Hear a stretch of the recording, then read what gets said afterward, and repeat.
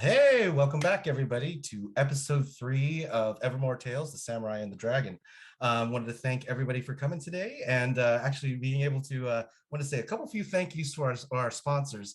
And we'll begin with Session Zero Clothing, as I am wearing one of their shirts today, and I love this shirt. And if you need any of their other clothing, go ahead and check them out. Links in the, we'll have those on the YouTube site as well as in the Twitch. The other one I want to say thank you to is to Norse Foundry Dice for all of the click clacks and all the shiny math rocks that we've all had. I know I have a couple of them, so I'll just throw that out there. And the last, or not second to last, would be Mithril Armory. I know a couple of our players have been using it in our games because of the tin dice that you can actually, they're very mobile. So throwing that out there as well. And the last one being Got DM ourselves. For all your gaming accessories, and we've got a couple of new projects on there as far as some free 3D prints. Come check it out. You can see the link in our bio.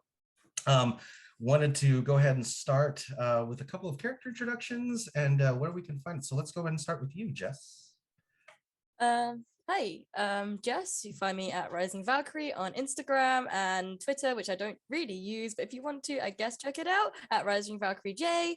I'm just chilling. Gonna be in quite a few projects coming up in the following months, up until even December. Looking very forward to doing those. And you can always check out my promos and stuff. Anything I post on my story or my account itself on Instagram, I'll always post it there. I'll be playing Joey Lam today, who is actually my namesake, my Chinese namesake. And she is very special to me because she represents Chinese culture, or at least the Chinese culture I know from my family and my childhood and upbringing. So this is what I'm doing as her, as a leader of a protectorate house today. All right, let's go with you, Yuki. Hi guys, I'm Utahime. You can find me at Utahime Cosplay on Facebook, Instagram, here on Twitch, because I occasionally stream, which I haven't recently because I've been involved in a lot of TTRPG things.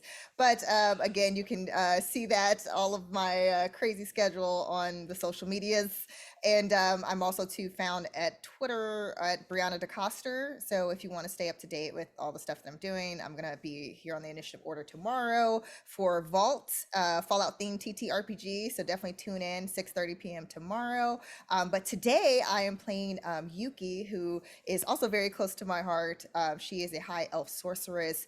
The land of Qorvi means a lot to her, and she feels like it's her duty to serve and protect the people. And she does have a certain mentee who is currently, has been probably taken captive, and she's trying to get him back. So yes, we're going to be diving into this amazing adventure very soon. So thank you guys for joining. Let's go to London. Hey, it's London Carlisle. You can find me at London Carlisle on Twitter, Instagram. An actor, TTRPG player. Couple projects going on right now. Every Wednesday, I play in a Pathfinder campaign with Pathfinder creator Jason Bullman. You can check that out on the Paizo Twitch channel.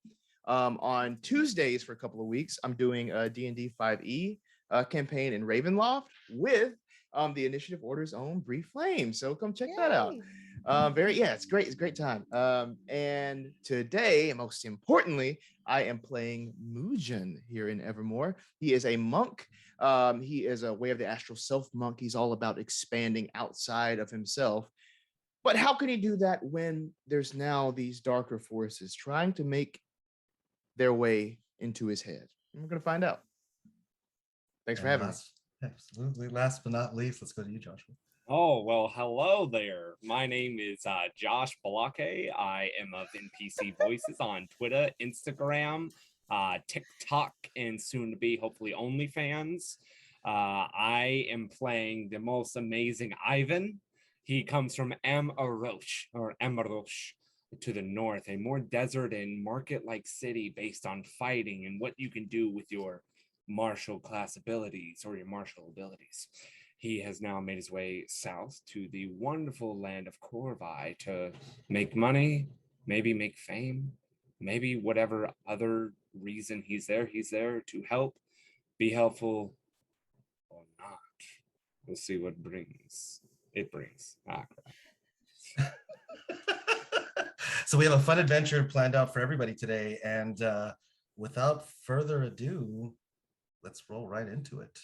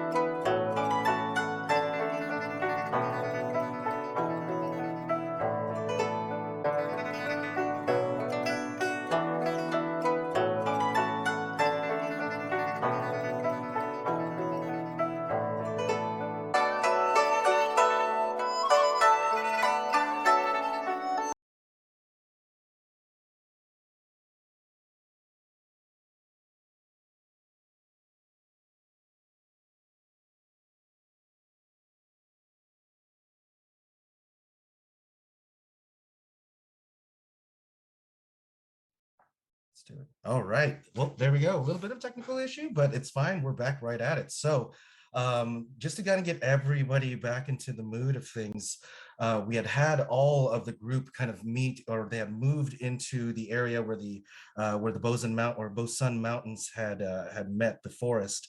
And one of the things about the forests of Qorvi is a lot of these forests are inhabited by the spirits of the dead, the damned, and those that are looking for other places in this world. The forests here are made of mostly bamboo, but you would actually have seen the temperature here been really high. It's really hot in this area. You're looking at maybe 101 degrees with at least 98 to almost 99% humidity. The other thing that I would also bring to you before we begin tonight is that you had seen this creature. This creature had been really large. The facial appearances of it, part of it would have been more a semblance to maybe of an ogreish type of appearance, the strength, its arms, its size, contrast to after it had grabbed Mujun, grabbed Ivan, and literally threw them both just directly at Joyi, and had looked at Yuki and basically issued a challenge that this group had to be better. This thing is looking, or it had looked at you directly at defiance. It knows that what you were looking for as far as Toshiro, and it is looking to corrupt even that. Where I'm going to begin everybody tonight, or today, where I would put you at is the world of Qorvi in this forest. You would have seen bamboo trees that span almost 50 feet to the right and to the left of you. The ground itself would have the same kind of the broken bamboo sticks, animals that would have run around here. And that's the part that would get you almost immediate, is there's no bird song, even during the daytime. There's no animals that would run randomly through here. You would have also seen some of the bamboo leaves beginning to rot away. You've also seen some of the rivers that you would have walked in here into this forest beginning to resemble more of a black sludge than it would be clear waters. The fog that normally sets in this area, even the morning fog that would be around you, has a very distinct, almost bleach-like smell. The other things that you would have noticed here too is as you're walking around, if you would have looked up at the canopy, the sunlight that comes through, you don't actually see the sun. You would have seen just kind of lights piercing through the morning fog or the fog that's around you. Before we begin, it's been a very long time, but I want to give you a chance to describe, what does your character look like? You've been in this forest, you've been moving around for a couple of hours, that would seem, but after realizing things, it might have been more longer, or a couple of days. Let's start with you, Yuki. What do we see? Yuki, even though she's still composed, you see where after running through this bamboo forest, where there may be kind of slight rips or tears to her garment, her burgundy red kimono with the flowers that are embroidered in the fabric. You'll see where there is that from the sludge and the kind of mud in that area, where it has soiled the bottom of her kimono, and even her socks have now become that dark brown from the soil. And her hair is still flowing, probably parts of it where she usually does try to keep it in a slightly upwards hairstyle. Some of the strands probably have loosened because of the fact that they had just been in a slight battle with this being. And she does have an expression where she is deep in thought, but there is that slight worry within that look as well, because of the fact that she hearing that you guys aren't prepared. She knows that they are technically not where they should be as far as preparedness to take down this being. And that of course worries her, because she's concerned too for Toshiro's well-being in this moment as well. And even the look and appearance, what I would also show you is that the ground itself, you've noticed that the bamboo is starting to wilt. the ground is starting to become more of a mush, more of a like a stagnant pond. You would even begin to see some of the scents from the ground and starting the scents from the fog begin to mix as this is starting to smell like a traditional bog. Judging from this, let's go to Mujin. What do we see? Mujin, you see a half orc monk. He has sort of been shaken a little bit.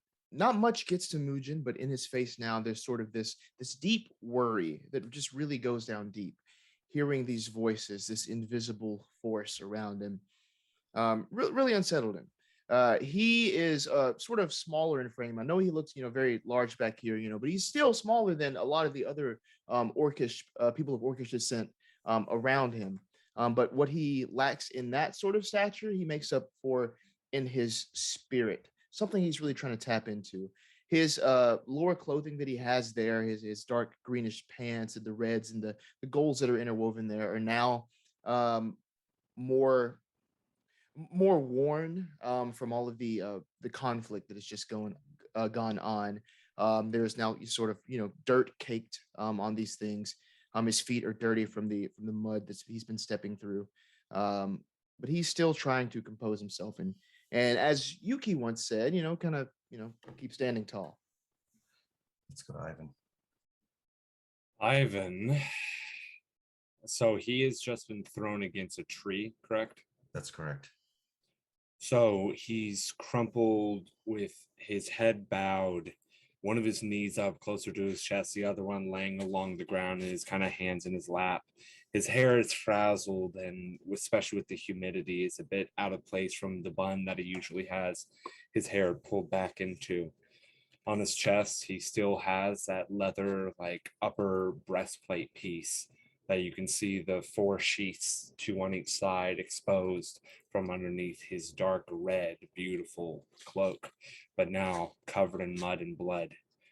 A little bit of blood runs from his mouth, and he spits it to the side as he has that same toothy grin on his face as he looks up, as you can already see a few bruises beginning to form on his face. You see the same like brawler like gauntlets that he wears with the metal studs and the knuckles. And he's just out of breath, just taking deep breaths, seeing as the dark green underneath the breastplate piece rises and falls with his breaths. His boots with the metal front piece to them, from the metal toe, caked in this black like ichor of the mud. And let's go to Joyi. So she just flew past, correct? That's correct. Okay. Dodging out of the way of Ivan and Mujun. She is standing kind of facing towards where the beast went. So she would have flown past him, right? So she's looking towards it, probably with her back to the others. Okay. Hands on her hips, and she kind of let her hair down because of the rain, the heavy rain that she'd been in, and she'd kind of given up on the 2 tight buns she normally has wrapped up in her hair. And she there's a slight tear where her dress separates on her thigh, and her wings are still out, majestic as ever as a protectorate at Azamar. Though very petite for an Azamar herself. She's quite short and small in stature. She's just heaving from having to, dodge and fly through the air at very incredibly fast speeds and with quite agility. And the parts where I would give it to you after being in this conflict, you saw that it had picked up Mujin, picked up Ivan, and just hucked him with no hesitation. And I think the part that would have looked at Yuki and said, "You need them to be more ready." It's an issue challenge, but it's almost as if it welcomes, like it's welcoming you to come meet it. Around you, I would say time-wise, I would say right now, after all of these, you're standing together, kind of looking at the direction in which this creature had gone, really realizing you're in this bamboo forest. Time-wise, it's about 6 p.m. You know that it's going to go down. The sun's going to go down a little bit faster during this time of year. You have done a lot of travel, but I give you the actions as far as what you would like to do. You have the forest around you. You have the pathway in front of you where this creature had gone. In Busan Mountains, if you look at the mountain ranges to your right, and behind you, obviously, you have the town you had just left. What would you all like to do? I turn around and I face the others. And I'm assuming everyone looks a bit disheveled by now. I say, scratch the back of my shoulder or back, and I say, does anyone need a rest? Because I think we're all looking a bit a little messed up, shall I say. Yes, that would be beneficial for all, I believe. But do you think we are safe here to do that rest? No, I think we should head back. At least for now. There's nothing that we can do further. At least in the state that we're in. Head back to where? Well, where we left our belongings and somehow find some shelter other than with the spirits of this forest. And you're recognizing that, Yuki, from where you're standing at about, maybe I'd say about 70 feet from your location. You're seeing about 24 dark-eyed children in what look like traditional garb. You have, I would say, shorts made of like burlap sack, and they would be just staring at what you're doing. You would see their faces completely emotionless. And would Yuki know if these are, again, the spirits that basically she had already seen? That's correct. These are the spirits of the damned, the spirits of those of the children that were unwanted, those that are lost amongst the forest, but they stay at just they stay at just a good distance away to observe. You can tell by their face, it's not a lack of where they're at, but it's it's just contempt. And it's the occasional, as you look at them, they just smile at you and then go back and rescend back into the forest. Joyi, you know this place is to be just as dangerous, not because of the things that want you here, but it's the things that want you to stay here. What would you all like to do? I think Yuki is right. We shouldn't stay here. They want us to stay, and that makes it all the more dangerous. I think possibly find the general, find where the soldiers left to. At least then we have people on guard if needs be. Okay. That peace of mind will be good. Sorry. No worries.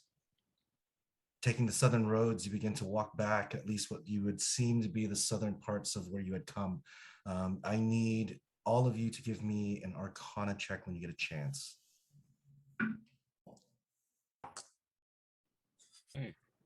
One other thing, would Yuki have insight into how long until Boy's body being able to put his soul back into his body, how long they would have as far as a timeline for that? And if you'd like to give me an insight check as well on that when you give me the Arcana. I'll let you know what you got. Let's go with the Arcana first. What were the scores? 20. 20. Ooh, nice. That would be a 19. 19, 20. Joey. 8. That's an 8. Yeah. Yeah. At a -1, okay. Ivan. Nat 20 with a 21. Nat 20. Okay, so I've got 3. So I'm going to put Yuki, Mujun, and Ivan. Keep those 3 together. What was your insight, Yuki? 15. 15. Would you like to go to the body to inspect at first to see what the condition of the body is? Just yes. For my own purposes. So you would have walked over to Boy's body, and as you're looking at this body, you would have heard in a very familiar accent, "He's sleeping. He's probably going to sleep for a very long time." And you would hear this coming from the woods.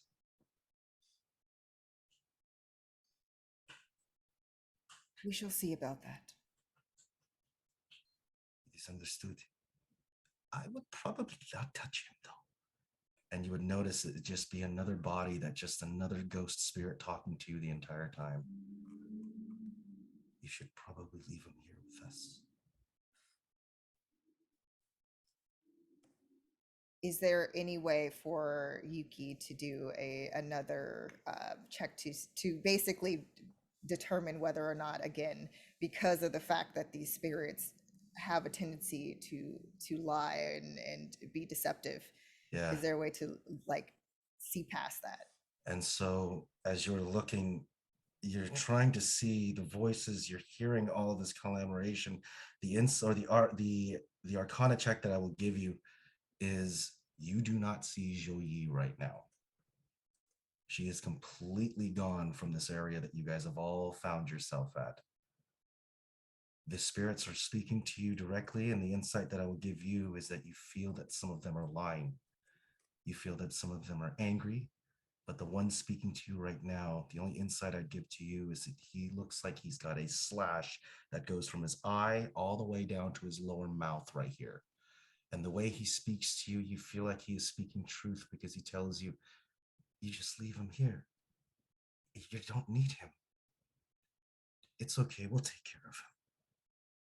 And you just see this coming from the body that's standing right all but like 50 feet in front of you.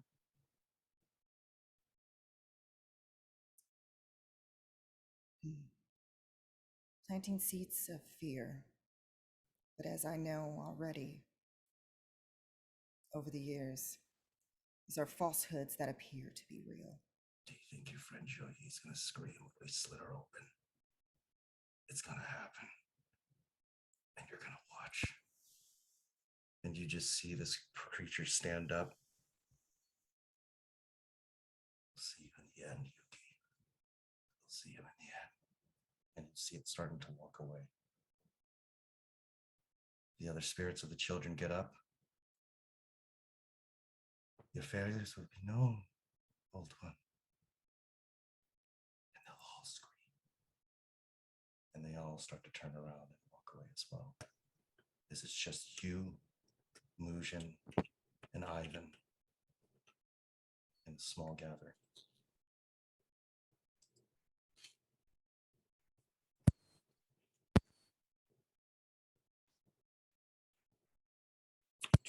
Did we see and hear that? As you see Yuki talking to the forest, you look, Zhou is gone. Well, that's worrisome. I have a question. Go for it. Do I still have the protection from good and evil? No. Okay. Just to ask, Good. it's worth an ask. Good. It Great. was worth That's an what I was ask. trying to figure out. I was like trying to figure it out in my head as you asked it. I was like, wait, no, okay. And Yeah. you can see Yuki speaking to the forest. You can see the body of Boy on the ground. And that look of unease is this, it's just Yuki staring at the bodies, or the forest spirits. But you can hear all of this.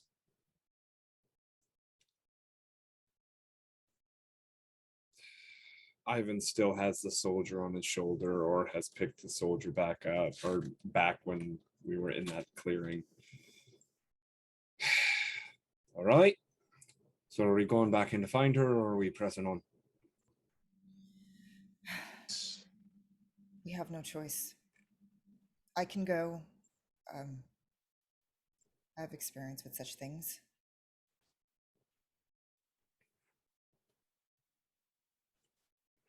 As you wish. I agree. In I'm that- there as well. In that moment, Yuki will will cast protection from evil and good on herself. So she takes a moment to with her fist clenched to hold it close to her chest, and there is a radiance that illuminates almost around her, like it's just like slightly shimmery light, and it slowly fades, and she starts to walk towards the forest where she came.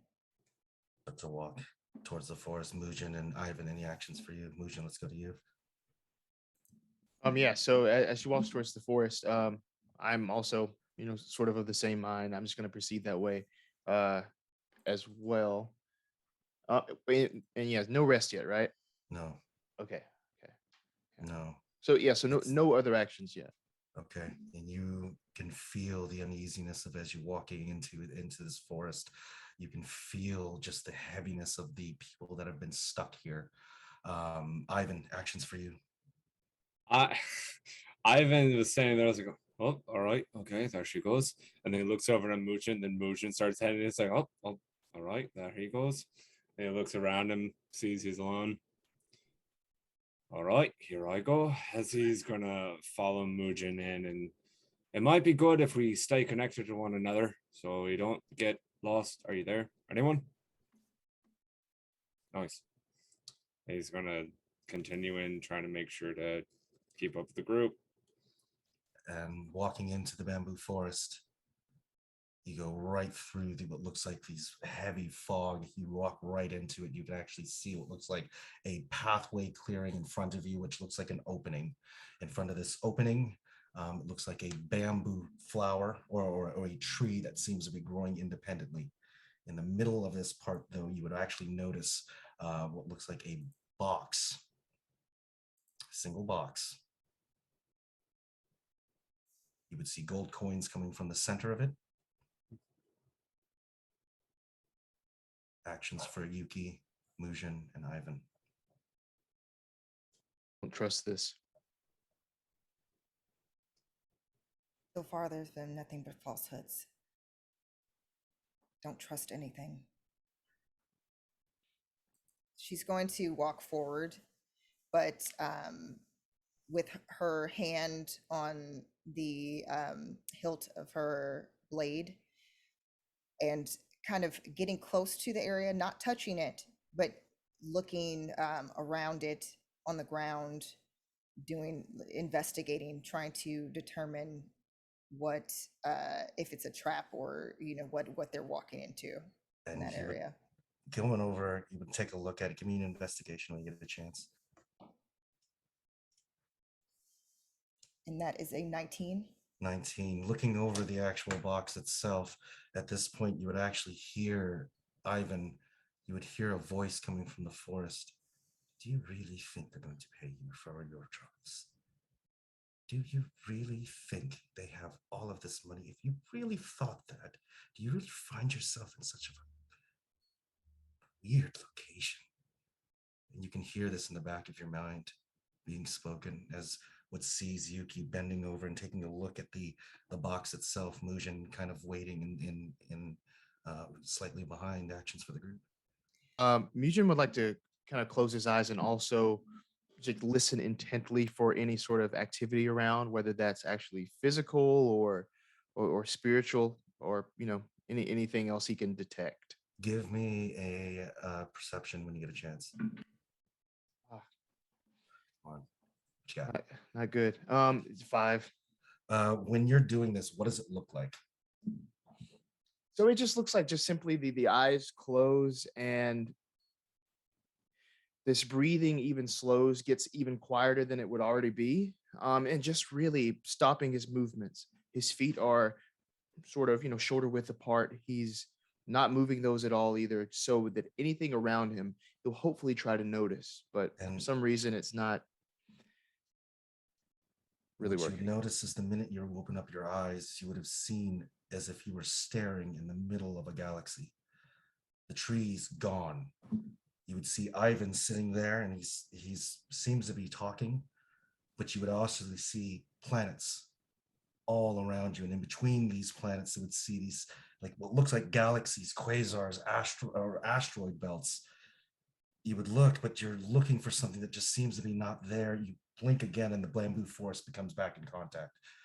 Minutes from fractions and seconds from that, you blink, and you can see that it's almost as if the galaxy itself and your surroundings are trying to fight in position, because it's like you're watching a camera. You close your eyes, you open your eyes, and it's struggling. Anything else you want to do from here?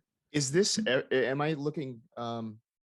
Is this sort of local cosmology? Would I be able to tell that? It is. Got you. Okay. It is. And it's It's being in tune to being trying to see the spirituality around you, but it's also coming understanding that there's just a lot being thrown around. It just feels like something's interfering with all of this, because that part you're trying to look, you're trying to see beyond sight.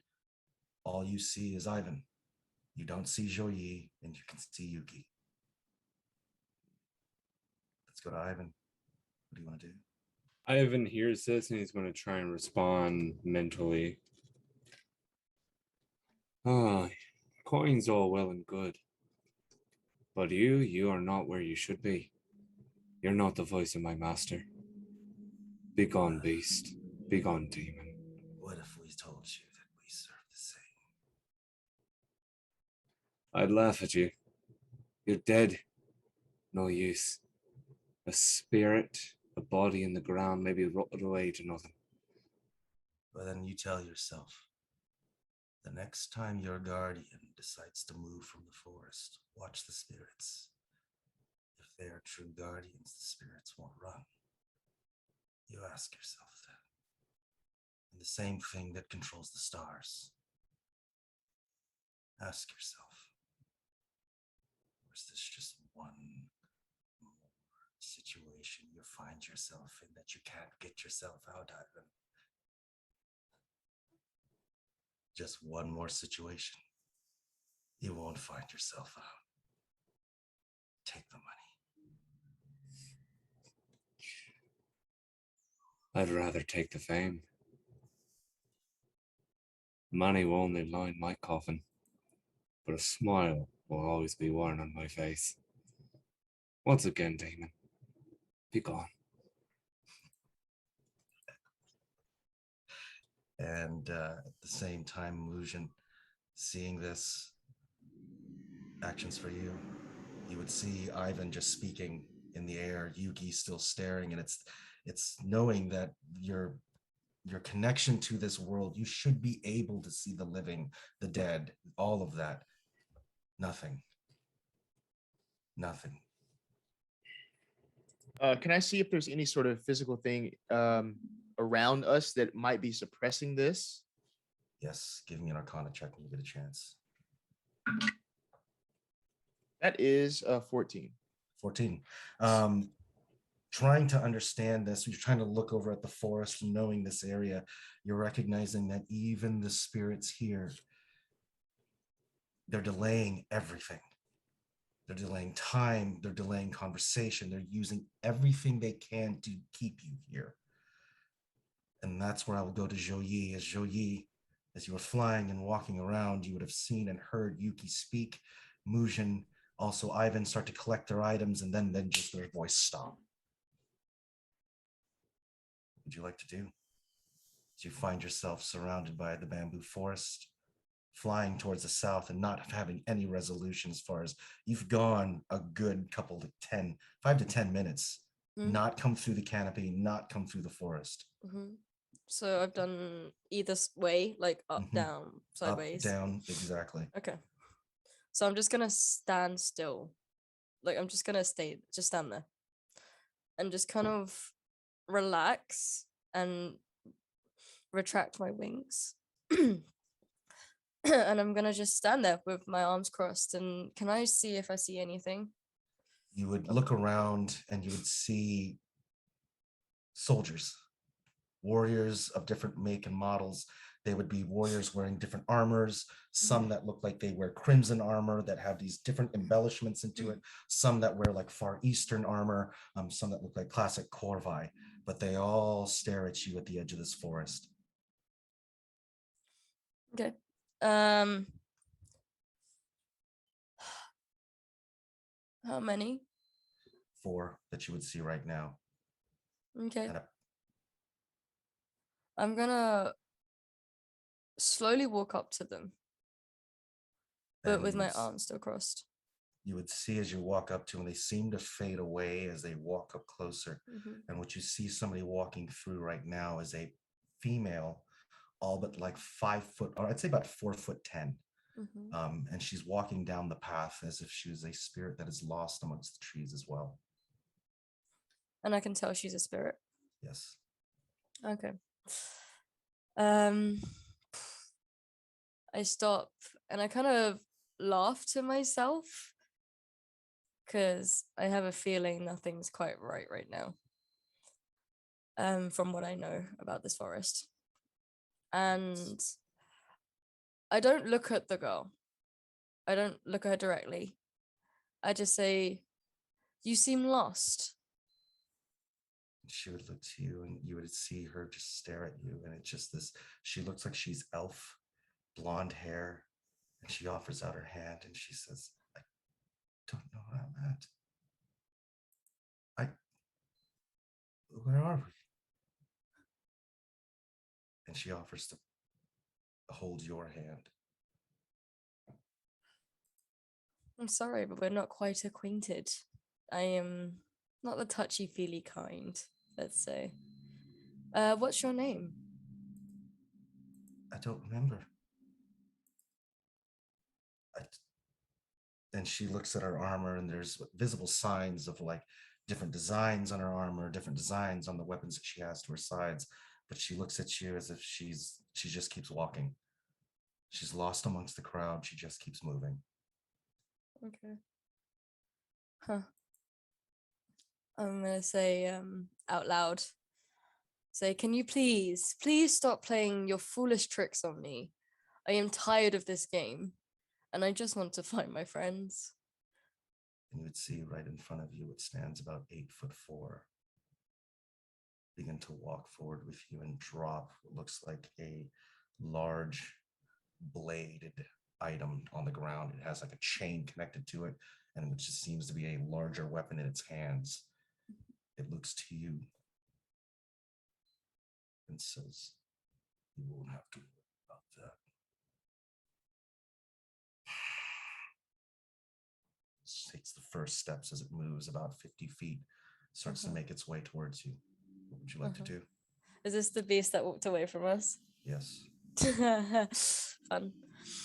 Okay. And he looks real, like he looks physical. That's what you assume. Okay.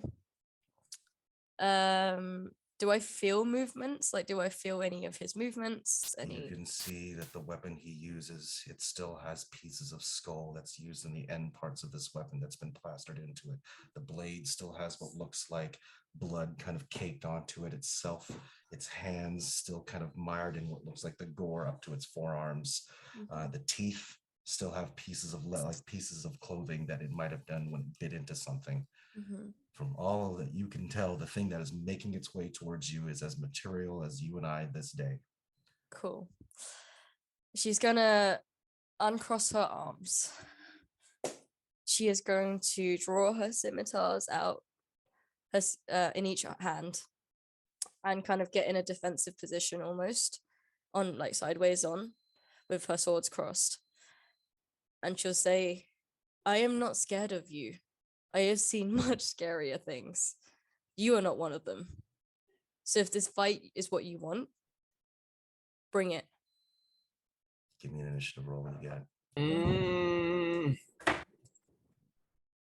Ooh. Good. Oh dear, that is an 11. Okay, I got a nat 20 on this Nice. one. Of course you did. Of course you did. Yeah. Good. Yeah, of course you did. Yeah. All right. So let's go in first actions. This thing looks at you. It's about 50 feet. Let's see. Armor class? Armor class is 18. Okay. This is going to be 19. Let's go ahead and roll for damage on this. Well, it's been fun playing with you. Yeah, it's nice playing with you guys. Yeah. You take 7 points of slashing damage as this thing goes and cuts up with its blade, and you have this mace end that's coming directly your way. I'm going to roll this again. That is a 16, and that misses. So you actually are able to do your first action as this cuts you and moves. And what you're realizing as you look down is that is blood. Nice. What would you like to do? Okay. Let me think. Oh God. This is going well.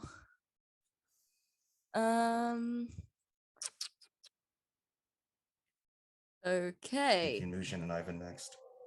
Ah. I'm going in with my 2 sword scimitars. Go for it. Let me roll those. Let's use different dice. Thank you very much. Right. Okay, that is a 15 and an 18. Come on, come Okay, on, come the on. 18 hits. Okay, 18 hits. Yep. That's 1d6 plus 3. Okay, that's a 5 slashing. 5 slashing. Uh-huh. Excellent. But Anything else? yes, I am going to use as my other. I have a slasher for my feet, so I have a critical hit. Okay. Oh no, wait, hold on. No, wait. What else have I got? No, I got reduced speed. Sorry, I'm going to use that one because I didn't get a crit. So Okay. once per turn, when you hit a creature with an attack that does slashing damage, you can reduce the speed of target by 10 feet until the start of your next turn. Okay. Okay. All right. Ooh, can I also action surge? It's up to you. I'm gonna action surge. Okay, go for it. And I'm gonna attack again. Go for it. Okay. That is a 17, 18. 17, 18. 17 hits, 18 hits. Go for it. Awesome. Thank fuck for that. Jesus Christ. Okay, that is another 10 slashing. 10 slashing. Anything else? Yes. Yeah, I'm using my second. No, I'm good for now, actually. Okay. Yeah. The weapons that you have, the scimitars that you bring out, you actually do a quick slice, realizing this is real. The first slash that you give, you would actually see this demon swing the mace, you duck under it, the 2 blades catch it with the 2 incisions that you make parallel to its sides. The fact of the matter that you've dumped about 15 points of damage into this thing, it literally spins, slams the weapon it has into the ground, and then moves its hands in such a way where it does this, and then like manifests 2 other blades into its hand. At this point, it's starting to move its way up to you. Let's go to Yuki, Mujun, and Ivan. It's completely calm in the forest. You have spirits and ghosts that have been speaking to you. What would you like to do? As Yuki is close to this, whatever this chest is with the gold, she's actually going to unsheath her blade, and she's going to just slice through this chest that's like to her side. Give me an attack roll and let me know what you got. That is a nat 20. Nice. Put the blade right through it, and you would actually see as it cuts through, the entire thing stumbles over, and what you see is like a stalk of bamboo, multiple stalks of bamboo, as if this illusion itself was kind of, they took it like a bushel and then made it into a box. But for the lack of a better term, you would actually hear what sounds like giggling once this has been cut. Your tricks will not fool me. I see through it. And Yuki closes her eyes. And is there any way, like, where Yuki would, in that moment of just concentration, be able to hear or sense Yuyi's presence anywhere, like further ahead in the distance? Give me an Arcana check when you get a chance as well. Mujin and Ivan, what would you like to do? Do we see it as bamboo now? Yes. Okay. And Yuki, what'd you get? 17. 17. Looking ahead and trying to do a quick scan of the area, you see more of the fog.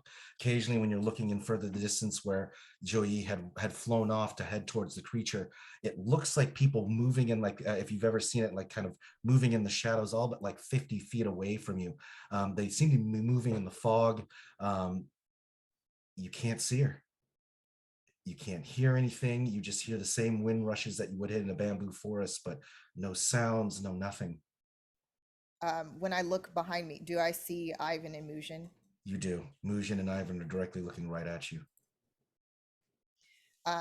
In that moment, she's going to point in their direction, and she was like, she's going to say within, like, you'll hear it within your head, where she says, as you see, they're going to try to deceive you. See beyond what lies ahead. I'm progressing forward, and then she's going to go and basically rush forward in that direction. She begins to run. Ivan, on motion. What would you like to do? Is there something I should do with this body? Should I just kind of keep holding on to it as we progress forward? Is it getting heavy for you? No, I was just wondering. I mean, if there's a fight, he like holds up his shield, holds up the body.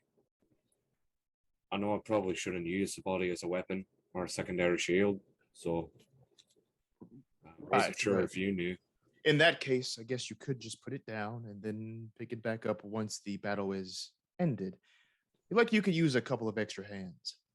Yeah, I mean, I could, but I think I'm fine with my two for now.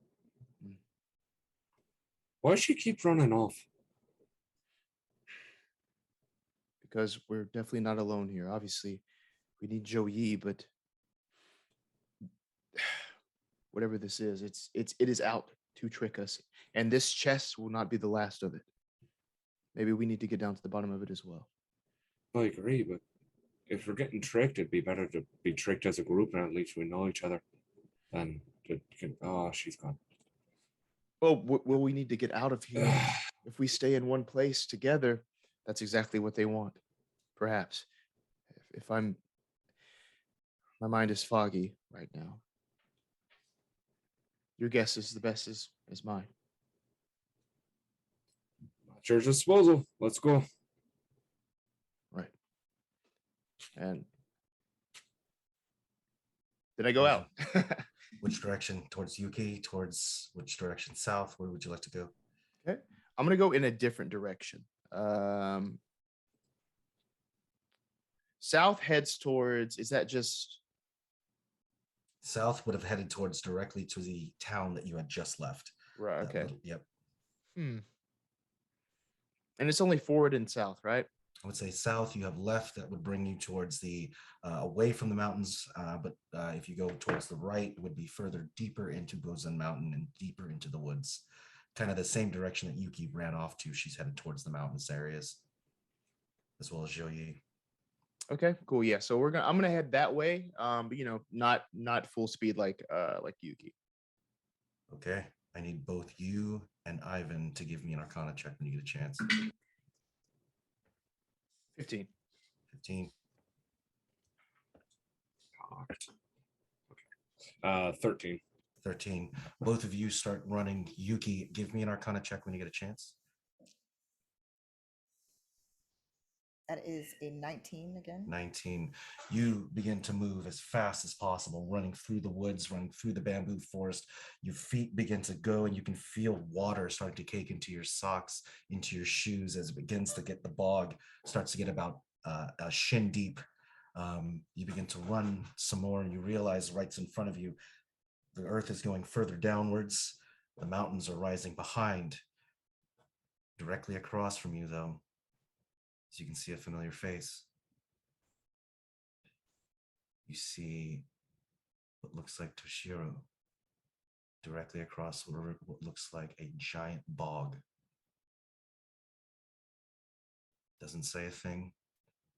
His back is to you, and the only reason you recognize him because Haruto Miyazaki's kimonos are not one to miss. So within seeing this, would Yuki be able to determine that for sure that it is him being manipulated by the spirit, or is it like to run forward? Yuki's going to progress forward. You begin to walk forward. You realize the bog goes up to your, I'd say about above your knees. You begin to walk forward, and you can feel it begin to like weigh down sort of on your legs. Give me a Constitution saving throw when you get a chance.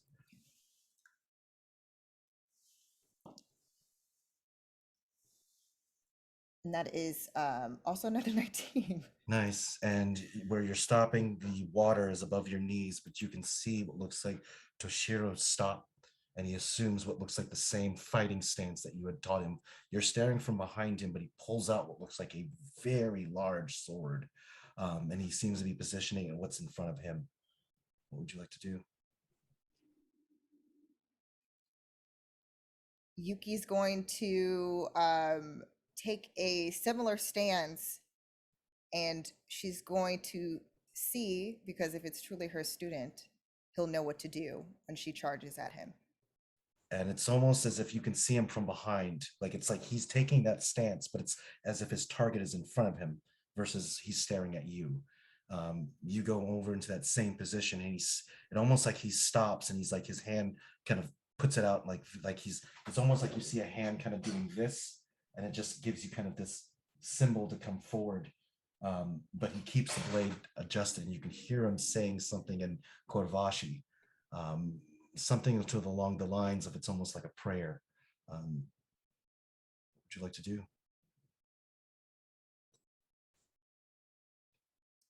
Yuki, being experienced with the blade, she's going to go forward to attack, but she knows how to not make a non-lethal attack against him. Begin to walk forward. How many feet would you like to walk forward? 5, 10, 15, 20? How far is he away? You're approximately 70 feet away from him. Yep, she's going to go her full movement. You start to move forward, and you would see the water go up to your stomach. You would see it go, I would say, about right below the kimono lines, having the blade out. You would see him stop, almost as if he got hit, try to put up the blade to block, and you can see him kind of bend down on his knees, and what looks like a very familiar kind of it looks like a spear with a giant like a halberd blade attached to it, and it seems to be coming downwards, and you can see him take the first block, and it looks like sparks come off the blade. What would you like to do? He's all but like 40 feet away from you. And he's basically fighting something that yes, Yuki does not see. Does not see. It's within the fog.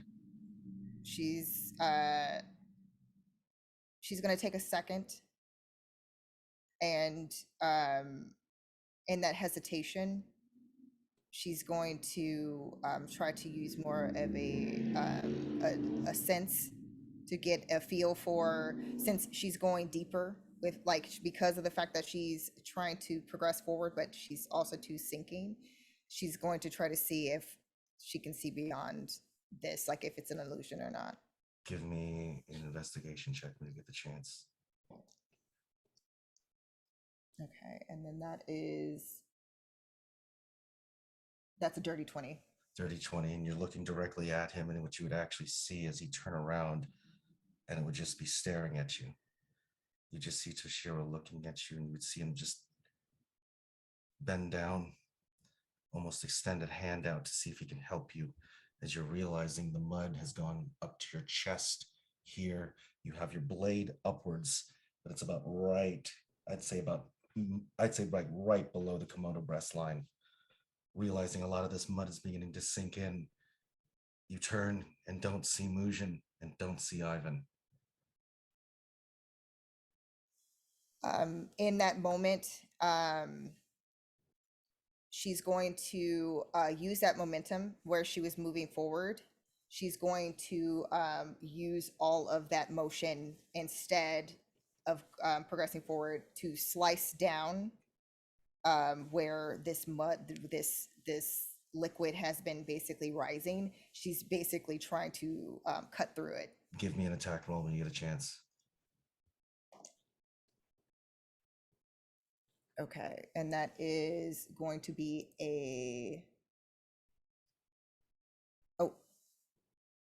okay, that's an 18. 18. You cut down, and what you actually see is as your blade goes into the mud, separates it all but a couple seconds. When it separates in segments, you can see what looks like a golden dragon tail moving within the mud. But then the mud kind of coalesces back together, and you get this feeling of you have to keep moving forward. But it's the cut of the blade that looks down, and you can look directly at it, and it just looks like he's trying to give you a hand outwards. But you see it's his body's being like moved in further away from you. It's as if it's slow motion, but it keeps ticking back. would you like to do? And we'll go to Mujun and Navin next. She's gonna progress forward. You begin to move forward. Give me a Constitution saving throw when you get a chance. And that's a 15. 15. And what we'll do is we'll go to Ivan and Mujin there. You can feel the mud and you kind of just move your body upwards. You can realize your kimono is being caked. It's all the way downwards up until about mid-breast line. You've moved up enough to get you about waist deep, but you can feel it. It's starting to sink in even more. And you're realizing this is as you have that soul in front of you. You look around to the left and to the right, and it's just one large bog. Let's go to Mujin and Ivan as you kind of move over to the right, going into a different direction. What would you two like to do?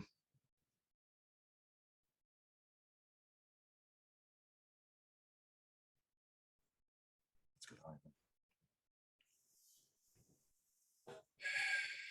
Ivan. Ivan's following Mujin's lead.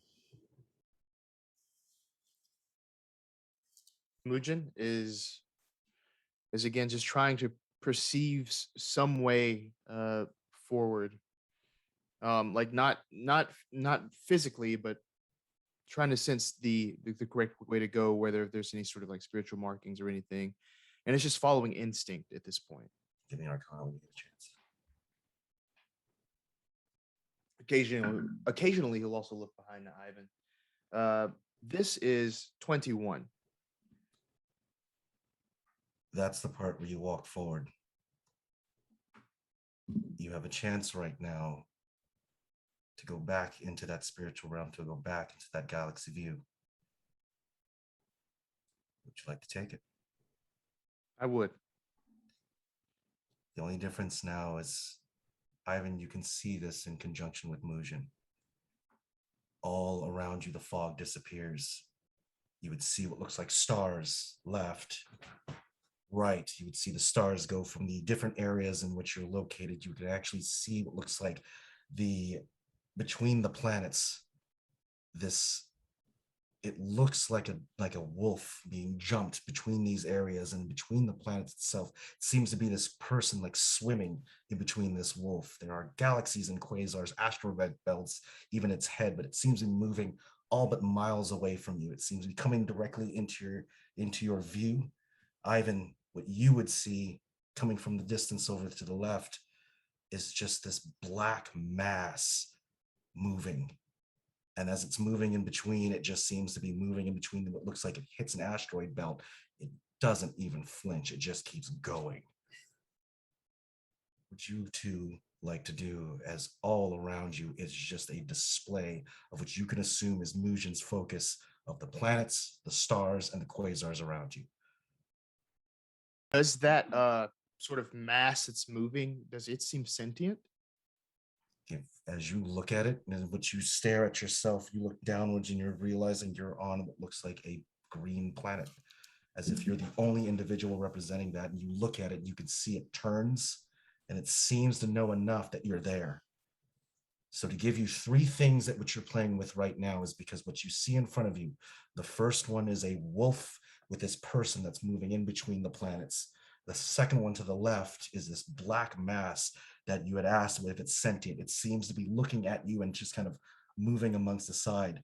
But the part that I would give you to the right is you would actually see what looks like a golden dragon's wing hovering and protecting that lower part of you. It's almost as if you're standing like above it, and the planet that you're on, this golden dragon is just like hovering and trying to hold it together. Great. I wanna use that skull medallion that I have to detect the thoughts of that sort of black mass that was moving along. I look down at the dragon, I see that, but I'm kind of focused on the seemingly dark force that's there. Would I be able to read anything? You can do this willingly, or you can roll a Constitution saving throw. It's up to you. Interesting. Your call. I'll do the con save. Give me a Constitution saving throw to get a chance. 6. You get a feeling that this thing that's heading your direction, you try to at least assimilate to it, try to at least understand it. And what all you're seeing are thousands, millions of people screaming, just being eaten, devoured for everything they are. You would just see homes, societies, mountains. You would see castles just being consumed. You would see all of this broken. And in fact, these two things, families of tieflings being just thrown into space. You would see families of orcs, humans, different races and different societies just collapsing into this thing. This thing just wants to consume and eat. That's all this thing does. And all of this is just running in your head. What would you like to do? As the dragon itself seems, as this connection begins to happen, you would see this dragon bend its head up and then try to like do this around you to protect you. You would actually see and hear this thing go, be careful what you ask for. Mujun just kneels, sort of sits on the back of his feet as best as he can into this embrace of the dragon. And you would see this dragon's wings subside and it would look at you and it would tell you, she needs you. They both need you. And what it would show you is Joyi side by side, or actually like with her blade down fighting this thing. And you can see Yuki like cutting the ground, what looks like mud, but you can see it's all the way up to her chest. She's trying to move her way out, and you can see parts of her kimono getting covered into this. There are parts she looks behind you and tries to find you, and Ivan cannot see it. But you see both of the two warriors independent right now. What would you like to do, Mujin? How do I get to them? What's the quickest way?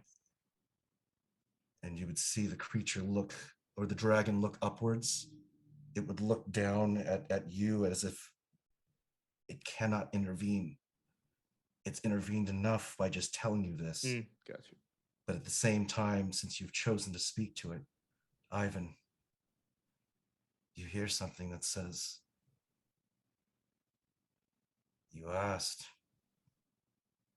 to speak to the one that you were working with. Don't do anything. Leave it to them. Just trust me on this. You get everything you're asking for. What would you like to say? Master. He's going to bow his head and just kind of like hold to his left eye, brushing the fabric on his eye. Of course, Master. Oh, great deliverer. You've brought me light. I trust in you and the powers you give me. I will aid them as needs be, but I will leave the path to them and them alone. I am but a shield, but a blade in thy hands. Give me. I will give them what I want.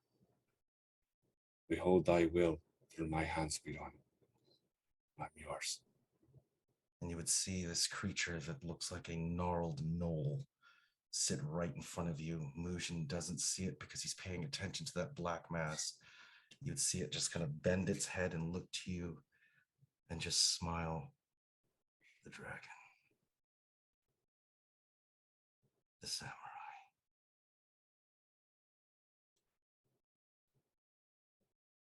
I need one. Give me one.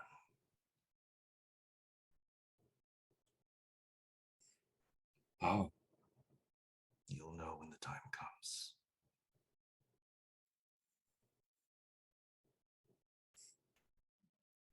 Sounds like a party. And you would actually see yourself staring right back at you with what looks like a torn facial, like all burns to the left-hand side. No, this is how we start a party. And you see what looks like a creature try to hand you something. He kind of smiles a bit with that wide-toothed grin. All right, then. And reach out for it. It's a small silver dagger. that's all but like 4 inches of a blade. You'll know when the time comes. So take out one of his stiletto daggers, his throwing daggers from his side, and we'll put that one in there.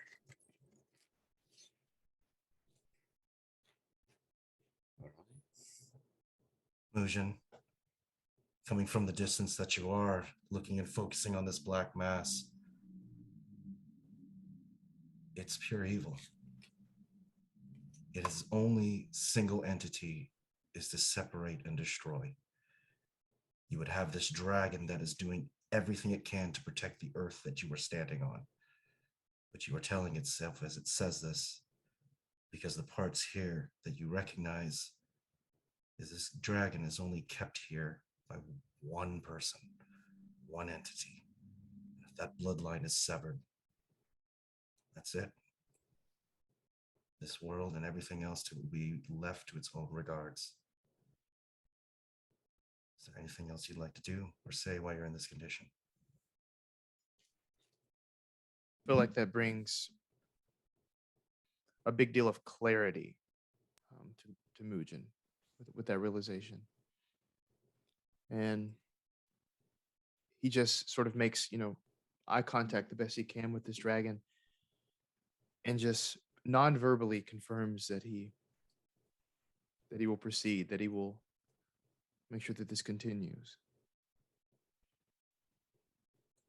Let's go to Joyi. Your attack. What would you like to, or it's mine attack. Let's go from there. That's a 22. All right, Ray. I'm calling BS. Not joking. I will show you my I'm joking. Go for it. All right, so let's see the DM's first dice. attack. And then the second attack. That is going to be 11 points of slashing damage. Yeah. Surprise, surprise. What do we got? What would you like to do? This creature moves its blade, and it's almost as if you've made 2 strikes with its scimitars. It pushes you to gain or to try to imbalance you, and then just takes 1 slash and that same mace to kind of hit you to the ground. You're not prone, but you definitely got your bell rung. What would you like to do? Feeling the pain, feeling the hurt. Yep, go for it. Feeling it. Okay, so what I'm gonna do is I'm gonna use my bonus action second wind and heal up. Okay. Perfect. That is 10 HP. 10 HP back. Yep. Perfect. Thank you. Anything else? Yes. I'm gonna go in for my attacks. Go for it. I'm going to do as much damage and hold him off as long as I can to my friends here. Right, that is maths. That's a dirty 20 and a 19. I'll take both hits. Give me your damage.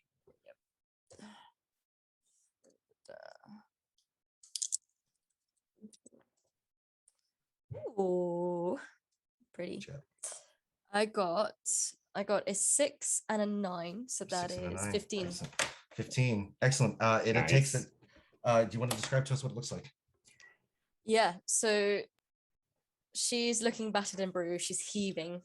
Right, I can't breathe. My chest hurts. Everything hurts. But she takes in one last deep breath, and she musters all the courage she's had, all the wisdom she's had from Toshiro, Yuki, from everyone she knows in Qorvi, everyone that she has to lead and stand by. And as a mere newly adult, as an 18-year-old girl, she is trying her best, and she knows that. So she steels herself, she gets her scimitars ready, and she charges with a war cry. Okay. Here goes the 2 attacks for mine. Yeah. We'll go ahead and take that damage as it looks sort of bloodied, but you would actually notice this thing as it goes to grab you, and that is a 20. All right. Fun. Okay, it's first. The first attack does 16 slashing damage as it Ooh. cuts you down to the fourth to the right, or to the to your leg. You would see the mace part come down. That's 12. Missing the mace part. Probably looking. I'm on 8. I'm on 8 HP.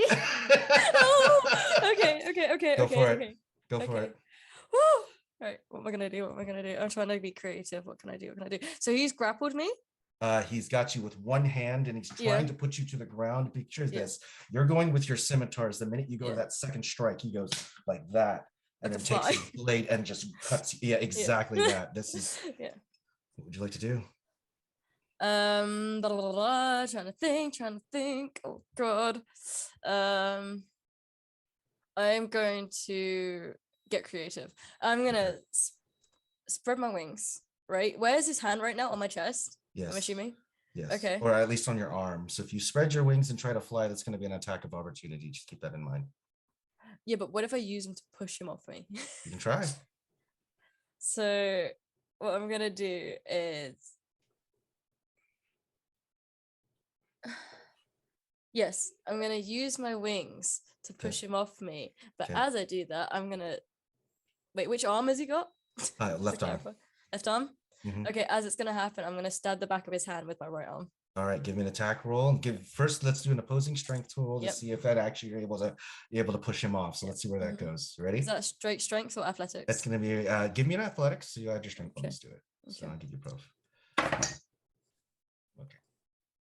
Oh, fucking nut 20. Let's go. I got 25. Right. 25. Yeah. You are freaking lucky because I pulled a 22 on this. Oh, so it's enough to kick him to the side, give you about 10 feet of distance in front of you. So what else do you want to do from this? You've got enough, you've made enough distance by a simple kick.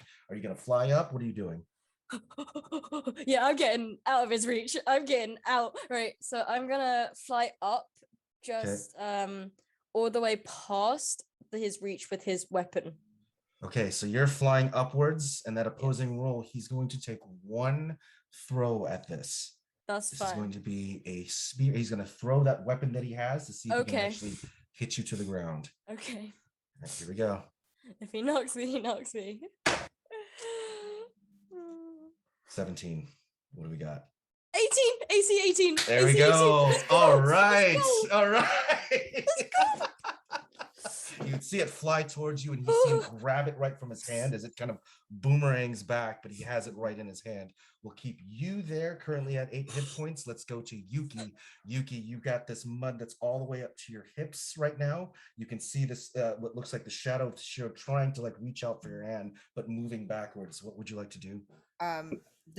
What she had saw before with the gold dragon's tail, was it heading in the direction of where Toshiro's hand was outstretched? That's correct.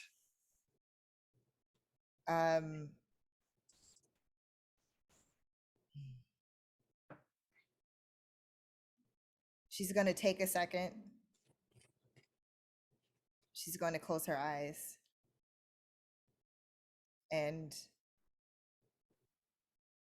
she's going to, almost as if calling out to someone, something she knows in particular.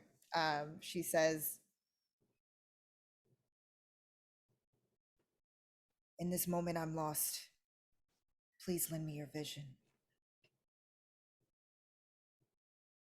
I want to try to, with that, again, when she opens her eyes, try to distinguish what it is in front of her. And the minute you close your eyes and you open them, you look and you can see what looks like Mujun staring at this dragon.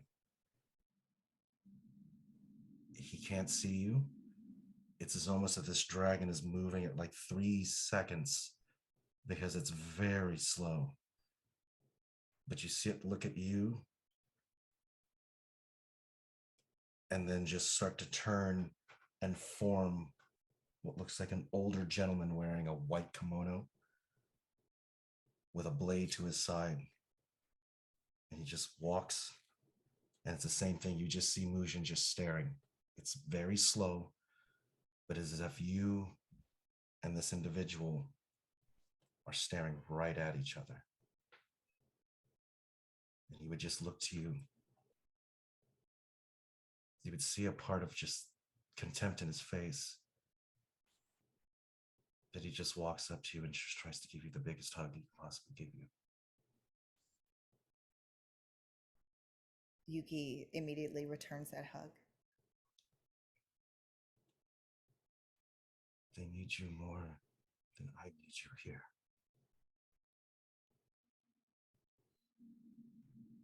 I know, Father. But how? It's trying to separate you. Because it knows without you there to watch them, they stand no hope. But as I am now, I don't have the strength. Even the Celestials are weak. It is our blood that brings the dragons here. I can only intervene so much before it allows others to do it as well.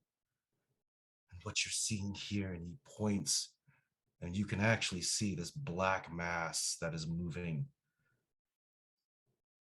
You must make this decision. I can help you find him. But he will know as well. And he stares at that mass. I will also show you Zhou Yi as what looks like she tries to fly away, and she is just trying to kick this thing. And you realize this thing has done exactly what it wanted to do and separate the House Warrior. Those that would try to keep whatever piece that is to Qorvi here. You see, as it's speaking, you can look, and it's almost as if this thing is whispering. It's this creature that stands about 7 feet tall, but it looks like a dog with mange, and it's trying to whisper to one of your individual friends. With Mujun holding himself in balance, all of this is occurring. What would you like to do, Yuki?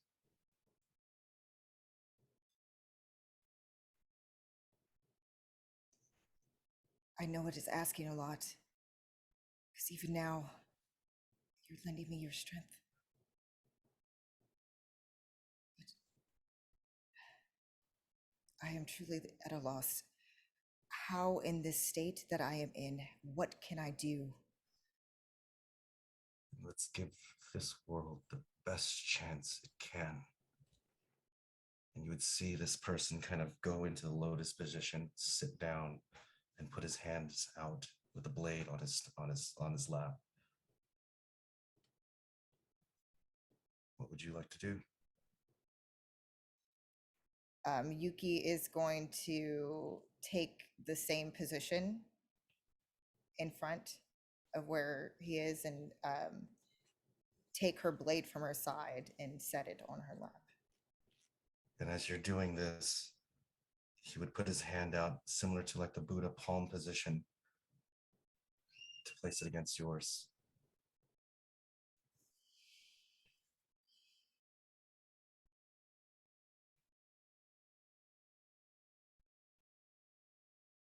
I need confirmation this is what you want.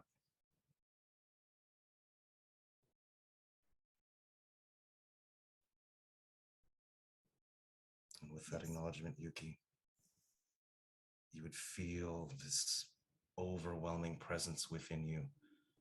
What seems to be this person look towards you, and it seems to be this older gentleman. The spirit of this dragon began to swirl around the blade itself, kind to become one with yours, as what looks like this person puts his head down and closes his eyes. And right next to him seems to be a female just as strong. They go right around you and they seem to be looking at you, and they say to you, give the Qorvashi people the best chance they have. They sit, and it almost seems to be the two spirits mingle with you. That being said, your true sight is fully activated now. When you look around you, you don't see the bamboo trees. But all but 300 feet to the right of you, you can see Joyi struggling to keep her footing. She's flown up. All but 200 feet to the left of you, you can see what looks like Mujun and Ivan just walking into the woods. And the entire time, this creature moving, walking, trying to do its best to separate every one of you. With that being said, Ivan, you finally hear this part in your voice or in your head. They have made the decision. It's time.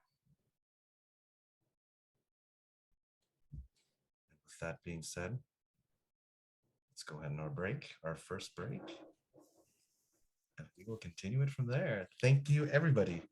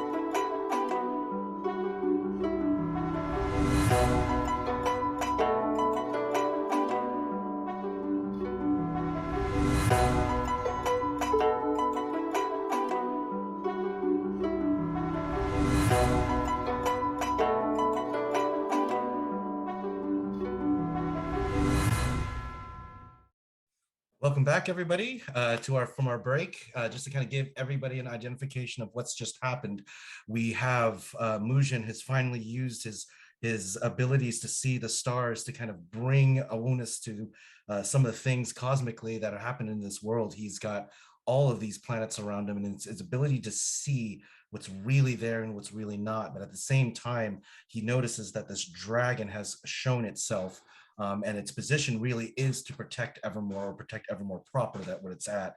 His feet placed into the ground. What this dragon has showed him was Zhou as the defender of Qorvi, and what showed his Yuki as one that was below. It was noticeably in a bog of some sort, or quicksand of some sort. Yuki has chosen to allow this dragon, or the dragon that has identified her, to be able to use its ability to find or help Toshiro, but was also given onus, or given awareness, that once this has occurred, all things within the greater spectrum of Evermore, its galaxies, will be able to see all of the events. The decision was made to do this. Yes, it was. And the dragon has given Yuki true sight to be able to see the locations of her friends. She has seen them 200, 300 feet away from her. Yuki, from your position, you can see Zhou Yi, you can see Mujin and Ivan. What would you like to do? In that moment where she had closed her eyes and opened them, her eyes, which were already a silvery gray like the moon, it almost shines even brighter than before, in that moment of being able to truly see what it is happening in her surroundings. And in seeing, now the one question is, when she looks in the directions to see where everyone is, does Mujin make eye contact with Yuki at any point? And that's the part where you can actually see Mujin, that person that was struggling in the quagmire, just look directly at you as if it can see you. And that's where I'll go ahead to you and Ivan. Mujin, you are, for the lack of a better term, you've got all these stars and galaxies and planets around you. You've got this golden dragon just staring below you, and at the same point showing you the image of Zhou Yi and showing you the image of Yuki, and telling you they both need you right now. What would you like to do? Mujin will make the eye contact with this figure here in the quagmire, and will, unsure if he's able to be heard or not, say, Ivan and I are on our way. You are not Yuki, alone. You can hear this. You can hear all of it. And since she basically knows that he is able to see her, she'll say, follow me. And then she's going to go in the direction towards Zhu Yi, but going within, like you said, it's 200, 300 feet. Mm-hmm. She's going to try to at least get, I don't know if it's possible, within about 120 feet of where they're at. When you jump out of this mud, what does it look like as you move through this? Because you would have this golden dragon empowering everything it can to make you successful with this. How does that look for everybody? In this moment, almost, they saw a glimpse of it before, but it's even more visible now, where there is this aura of, almost as if Yuki's body almost seems to have become this spectral dragon, almost similar to what like Mujin would have seen as far as in its full Majesty, form. yeah. Yes, but it's basically where she is still, you can still see her, so it's almost as if your eye is playing tricks on you, because of the fact that it looks like she, in that instant of moving through that bog, the thickness, her kimono turns into the golden scales of this dragon, and her body elongates, and she's moving with such a quickness that, you know, her normal high elf self would not have been able to move, and to go and to reach that distance of It would just been Zhuyi. sliding right through the trees, and you would be breaking into. So it's what almost like a looks slithering because it's like that the tail Yep. in its movement, but it's so smooth. It's almost as if there was nothing in its path that could stop it. You quickly make your way to Joyi, Mujun, and Ivan. What I would show you, Mujun, is you were staring down at the same illusions or the same imagery as, but at this point, you would see the dragon slowly disappear around you. The planets begin to sink and the bamboo trees begin to establish. But you here in your mind, you can see Yuki about 120 feet from this creature in her dragon form. Joyi flying upwards, and she's putting herself in between Joyi and this creature. Mujin and Ivan, what would you both like to do? Mujin is full speed, running towards this, making good on that promise. He's going to also try to engage and lend some helping hands. You run as fast as you can towards the direction that Yuki had made, and are you waiting for Ivan, or are you just going to keep going? I'm just going. If he's along for the ride, good. But yep. I'd also let him know this way. He books it. Ivan, what would you like to do? So Ivan not being the magic-y sort, he's kind of like, so first he was in this cosmos seeing the large wolf, and then he sees this freaking golden dragon. He sees this nasty black ichor-like cloud moving towards the planet. Yes. I see the planet. Yes. I see Mujin. Yes. I see this knoll that was then talking to me. Did it change into a humanoid and talk to me? No. No, it was just talking to me the whole time. Cool. This whole creature is just talking to you the entire time. And then handed me the dagger. Yep. And as the bamboo starts to rise, he's like scratching his head, wiping the eye patch. You see, I'm a little confused. Like, there's just, and he like looks around and he sees as Mujin's like running on ahead. Dips out. All right. He's gonna keep running now, feeling the weight of the soldier on his shoulder again. And I swear, you better be worth all this. As he's running with the soldier on his shoulder, just trying to keep up with Mujin. Going through the trees, going through the branches, you would see Mujin move. He's running as fast as he possibly can. At the same point, you would see some of the spirits starting to look at you as if you're just doing this arduous work for nothing. They seem to give you almost a pause, like they're just kind of watching you do this. He's going to stop. And the spirits in the trees, or the spirit I was talking to? The spirits in the trees.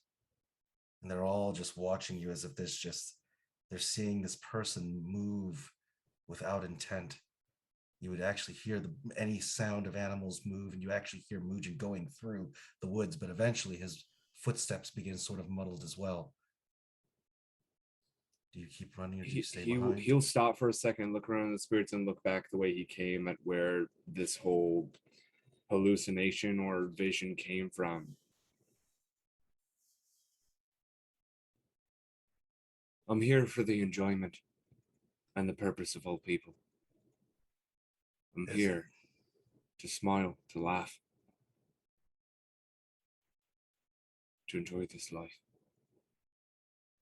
Not for the coins, not for the allure of all of the riches in the world. Riches will fade to dust and nothing, but a smile, that's something that'll never fade. Look at you. You're ethereal, and yet you still got lips somehow. You see him just kind of and it seems to be this black ichor come from its mouth. See, now that's dark humor. And he's going to turn on his heel and just salute and keep it up. Try not to end up in your coffin with your coffin. As he's going to just keep jogging along. Oi, Mujin, wait up! No time. We must keep going. Catch up. Catch up. Let's go to I went there Joey. too. I totally went there. Totally went there too. Joey. Let's go for the attack on you. Okay. Being about 10 feet away and actually debilitating it. So it's going to do its one move to move and attack. What do you mean 10 feet away? I'm in the air. It doesn't slash you on the way out. It has one more attack and it's going to try to throw its spear at you. Now. Okay. Okay. 17. Okay. Doesn't hit. Doesn't hit. Gosh. Doesn't hit. Go for it. What would you like to do? Okay, is everyone here yet? Is anyone Not here yet. Not yet. You would assume you can hear movement, but nobody's around you right now. Okay. Then as my last stand, and she will die fighting. Full stop. Okay. For Qorvi. She's gonna fly a little bit higher. just more out of reach, you know, Okay. just slightly out of reach. As much as she can, I guess. Well, she can still hit him, if that makes sense. Okay. Yeah, so she's gonna fly her full movement upwards, Okay. which is 30 feet, I believe. Okay. She's gonna also use her radiant soul. Okay. So that's going to once per long. You can transform, gaining glimmering eyes and incorporeal wings for 1 minute until you end as a bonus turn or whatever. Okay. You have flying speed of a turn. Every time I attack, I have an extra 4 additional damage for radiant damage. Go for it. So she's turned into an angel in the Nice. Nice. Yeah. So she's gonna wait and she's gonna kind of chill out up there. Like, she's looking battered and bruised. She is looking very worse for wear. If anything, she probably has cuts all over her body and, you know, like slash across her chest. She is trying Okay. to survive up there. She is Yuki, give me a heaving. D4 roll when you get a chance. Okay. So is you, Mujun, and so is you, Ivan. What? No. Roll a D4. Yes. Why? 3. 3. 3. 3. 2. 2. Okay. Mujun. Okay. Keep those numbers in. All right. Joyi, Yeah. flying outwards. You still see them. What is your from this creature? You would notice it looks directly up at you, and you see it puts its hand on its chest, and at the same time, what looks like these on the back of it, similar wings that look like a heron. But you would Of see it course. jump up in the air and start flying right directly towards you. That's one turn. This thing is moving directly right at you to make its next Okay. attack. What would you like to do? What I'd like to do is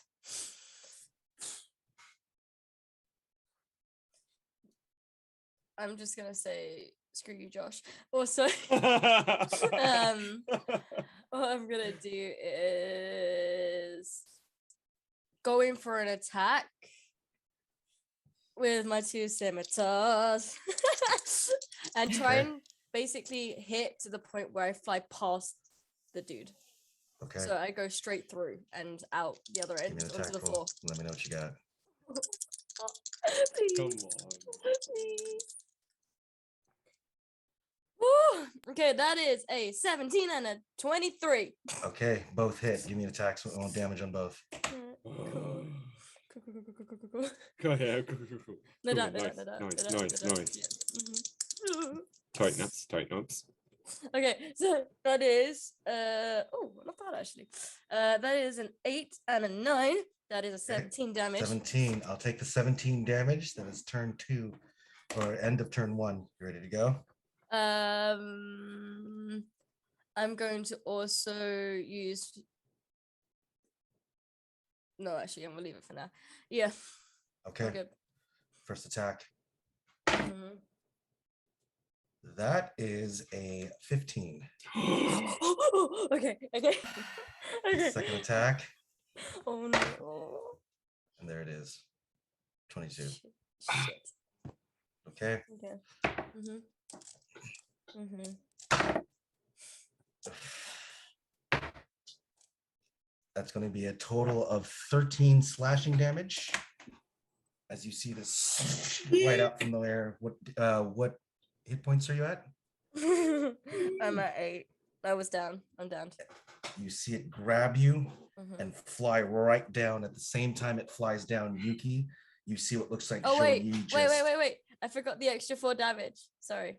So You get that the was 4 damage, 21. yep. That was 21 altogether. Yeah. And you see what looks like it fly down and slam Joyi's ground or body to the ground. Joyi, give me a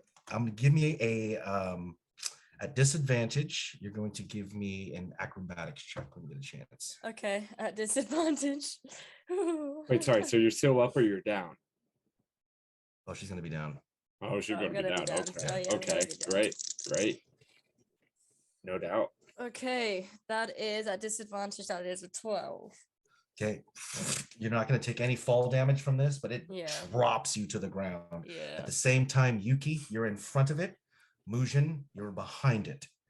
Ivan, you're behind it. You can see what looks like Joyi's body just unconscious on the ground. Yuki, in your dragon form, staring at this thing. You have your ethereal body, but the spirit of this dragon right behind you. As far as its golden wings kind of outstretched, you just hear this thing as loud as it possibly can to put you in position with your blade. What would you like to do? In that moment, she almost it's basically a whisper that she says, "Forever as one," and then she's going to take her blade, and what they would see is almost as if the dragon's tail whips forth this just bright, the brightest light you could imagine, and it's basically guiding bolt at her highest level to hit this being with a radiant energy. Do it.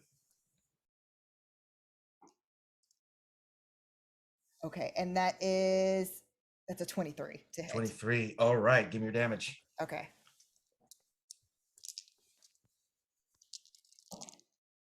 Okay, and I'm going to use, am I empowered? So I'm using 2 sorcery points to re-roll 2 of the dice. Go for it. Yep.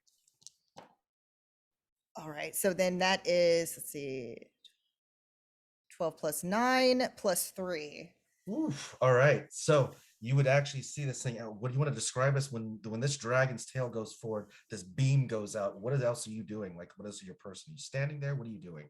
So basically, it's as if Yuki, even though she's at a distance, it's with that same movement. So it's almost like a fluid motion where she's swinging upward, as if to slice through the body of, or the whatever, because now Yeah. it's like that, it's Mhm. enlarged itself, I think. Yes. Yes. So it's almost as if to slice through its center mass, but instead, it's basically that motion that unleashes this bolt of radiant energy And to it.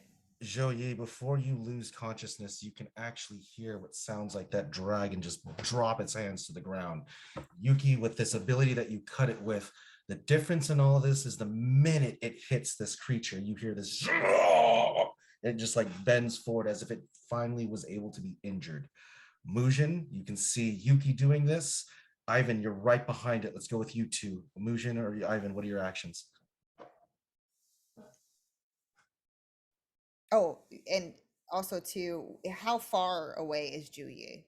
You're looking at Juyi right now, since you had asked to be about 120 feet away from this thing right now, you're seeing it about 100 feet. So you're about 100 feet distance from it. Okay. You'd be able to move up a little bit more during your next turn. Okay, just making sure. Okay. Mujin and Ivan, though, since you guys were able to come up behind it, at least that distance, I'd say about 60 feet, you can see Joyi unconscious, this creature holding its body down with its weapon in its hand, facing Yuki. You've been able to get behind it, though. What would you two like to do? When you guys get a chance, give me an initiative roll as well. Yuki, I gave you that one as a free attack, but give me that as well. Got it. 10 for initiative. 10. I got you on a 10. Let's go to Ivan. Ivan, his initiative is going to be a 17. 17. Actually, there you go. I'll put you at ties. All right, let's go to see, now that we have that you in here, let's go to Ivan. Ivan, and then we'll go up to Mujin. Cool. definitely wanted him going first. Ivan Thought I would. is gonna be running forward still with this soldier, just just like full running in with this guy on his shoulder, and he's gonna be trying. So I can move 30 feet, which would 30 get feet. me like within how close roughly would you say? I'd say about, you went 30 feet there, you're going to be about another 30 feet before the target. Okay, so we're about 60 feet away. 60 feet. Okay, I'm gonna guess it'd probably be an action to put this guy down. So that's gonna be his thing. He's gonna run up that 30 feet and just begin to lay the soldier down, not near the trees. And you would see this creature like teeter its head back to see and notices that you and Mujun are there, but it definitely doesn't have a time to react. So at the time it turns, Mujun, you still have that rear position. Is there anything you'd like to do? Oh, yes. So I would like to, close that distance. You said it's 6. Okay. You can try and jump off my back because I'm putting the soldier down right now. Oh, that'd be cool. Well, actually, you do it, man. It's up to you if you want to make the distance. Up to you, my man. I do. Yeah. I do. Or I could just like dash there, just focus all my energy on getting there. It's up to you. Okay, I'll be with you, Ivan. All right, Yeah! I would like to bounce off of Ivan. Acrobatically, spinning through the air towards this thing as my action.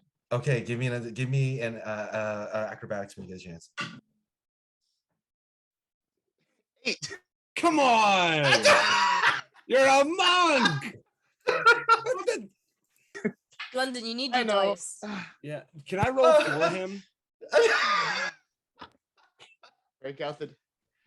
Here we go. Here's what I'll do is you're running past this, and it's exactly that. Ivan, you see him drop. Now I'm going to give you a situation here. You notice he's coming at you. You can either drop this person and just like put him down carefully. How are you going to do this? Like you can hear Mujin running towards your position. Can I tell what it looks like he's trying to do? I mean, he's just running directly at you at this point. Like he's making his way directly at you. If you want to communicate that, it's up to him. Hey, Ivan, up. He's going to look down at the body. I was holding for you guys. As he's going to like just drop the body and turn around and interlock his fingers to try and just launch. I'm going to Assistance. give me an advantage on that, and I'll let you see what he got. Please. Come on, man. 16. Better. All right, so Thank you. I'll give you that distance part. You start to run. You can see Ivan kind of just throw you. You jump up in the air. You've got that distance that you can cover at 60. Is there anything else you want to do?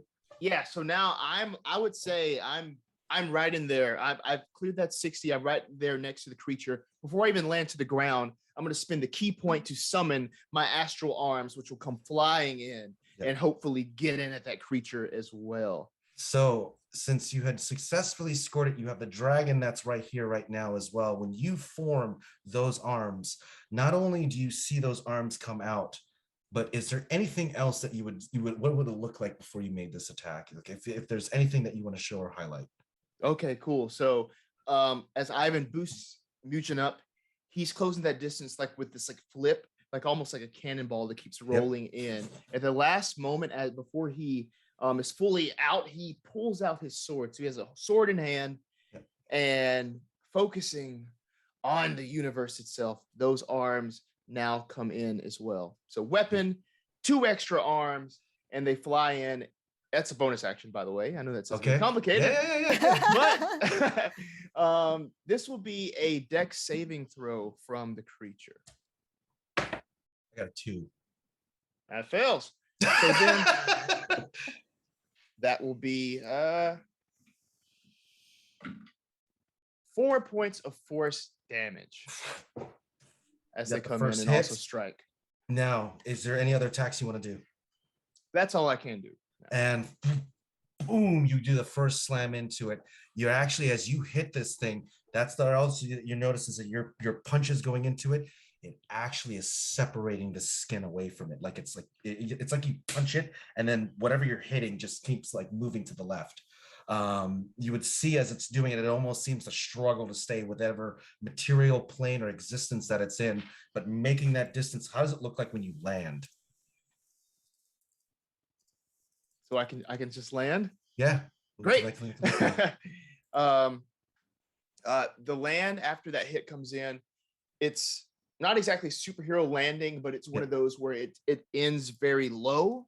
Yeah. With him just coming up after it with those arms still sort of unfolding, that sword in hand as well. And so when you have the sword and the other arms, the other things that I would show you as you do that, it almost looks like all of those 8 planets are all around you, as if they are small formations kind of circling around. And in fact, your arms, it almost looks like it's like you have 4 of them that would show the 4 additional pair. And it would even show, it looks like another set of ethereal arms start to come out from the sides, and it starts to do this. And it goes like this, and it starts to form what looks like a shield in front of you. At this point, you would almost look at Yuki. You can see what looks like, even at this position, the stars have brought someone for this fight.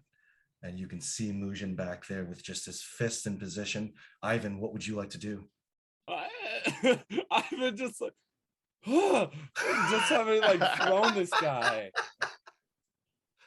All right, and he's going to start running into the fight. He's going to bring his hand down and almost sliding along the ground as he runs. He's going to throw up what looks like his shadow from behind him and throw it towards, as he's going to cast Guiding Bolt at 2nd level. Give me the attack and lose what you got. Come on. That's going to be a nat 20. There we go. All right. So that toss, Let's you see, go. it's almost like that barrel roll. It forms, and it's the same shape that you have in front of your face. What would you like it to do? So that's, oh man. So that's going to be 5d6 damage. Holy shit. Doubled. Holy shit. Yeah, go for it. Yeah. Yeah. Yes. Yeah. So let me get that. And oh, wait, there are my d6s. I can use my skull ones. Dope. Cocked. Okay, so that's going to be 15, 21, 24 damage, not doubled. Oof, okay. So that's 48 damage in that guiding bolt. As he just, well, I hope it's not that time, as he like thrusts. It's going to come on, brain. Come on. What does it say? Swirl around Mujin as he's falling, like this falling star glittering behind him. The darkness envelops, and almost right as he lands with that first hit, it's almost like a secondary like impact as he hits with the glitter of the stars. Then it Oh my gosh, you see this thing hit, and Yuki, in the position that you're at, it's one thing for Mujin to do it, but it's to see the stranger come up behind and do the same, almost this pulverizing attack. Ivan, you would actually see this creature just kind of just hit from the side, its shoulders drag down, and it's actually on one of its knees. It almost looks to lean in to see if it can try to do a reaction at you, but the amount of intensity of it that this thing does it at, it looks as if it doesn't recognize like what you are. What would you like to do? Learn how to smile. You would see this thing just like try, and it's holding Zhou Yi on the ground. Zhou Yi, give me your first death save. Oh, I haven't done these in a while, so I don't know how it goes, but we'll see. Just roll under attack. That is a 13. Okay, that's one successful death save. We'll keep it at 1. All right, so it's positioned to attack. It takes its blade. That's 17. It slams its blade into Zhou Yi. That'll be 2 failed saves for you. And it just walks, and you see it just go with 2 of its blades as it makes its way towards Ivan and Mujin. Yuki, you can see Zhou Yi just lifeless on the ground with what looks like this gigantic spear right through her stomach. What would you like to do? Yuki, with that same quickness, that speed of the dragon, she's going to go within range so she can basically coil. It's almost like coiling the body around Juyi to protect it. And she says, Iyashi, your time has not come, great warrior. And she's doing bonus action healing word in that moment to bring her to. And let's see how much. Hopefully it's enough. Let's see. It's 2. Okay. Okay. So that's 6. Oh, 10 hit points that you 10 hit receive points. back. Okay. That places you at what you would actually see as this dragon coil around Joyi. The energy of the dragon starts to almost what looks like center, like it's drawing all of this to the center of it, and you can actually see Joyi's hand begin to move. Joyi, in your mind, you would see this dragon come up to you, and it's almost as if it says to you, it's a female instead of the male as you would normally see, but it tells you, your time on this world is not ready yet. Get up. And you would see as it holds your hand, it would feel like there are coins in your hand. Mm-hmm. Would you stand?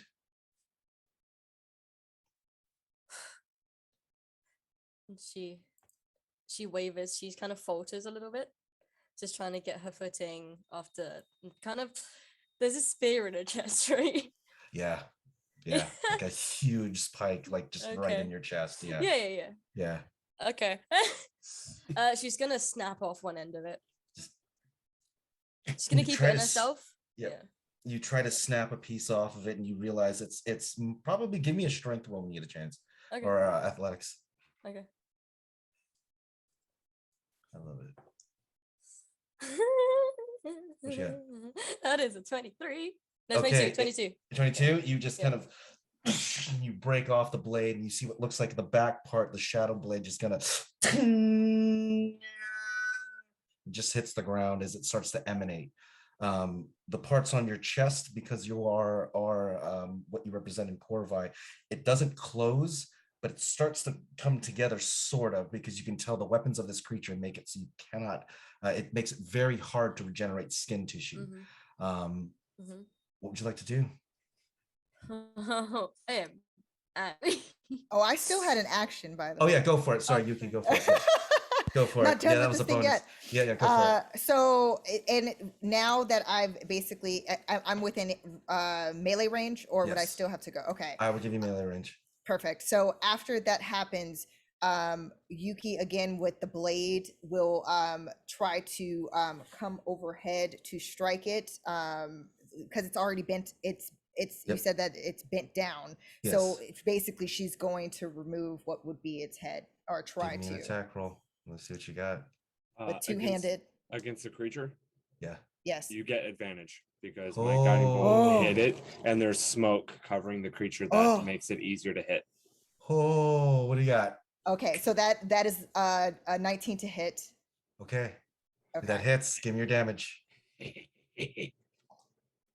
Okay, and then that is going to be 8 points of damage for that. What does it look like when you're flying in there with this blade? So or when you're attacking?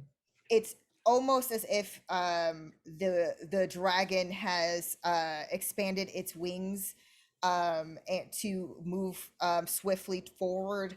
And in that moment of her bringing down the blade, it looks as if its mouth is going to rip at the jugular, but it's basically symbolizing the fierceness, the ferocity of that swing in order to try to take off its head.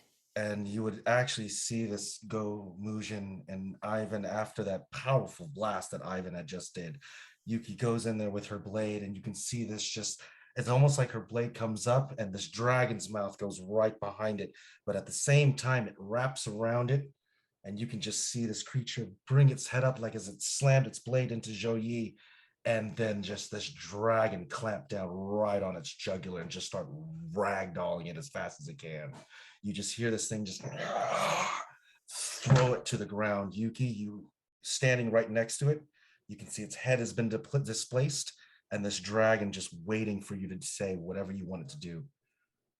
How do you want to kill this thing? Uh, I would like for basically for it to be consumed by the force of the radiant energy that surrounds this dragon. You would see this dragon kind of rear its head up, just open its mouth, and just take the biggest bite down onto this thing. And you would see it just rear its head, start to throw its neck back, and start to swallow it whole. As you can see this thing just land, its tail begins to slowly rescend, its wings begin to rescend. And Yuki, you're standing right there, what feels like a very full stomach. At least for you. You have the group, Joey. You have a chance, give me your last death save.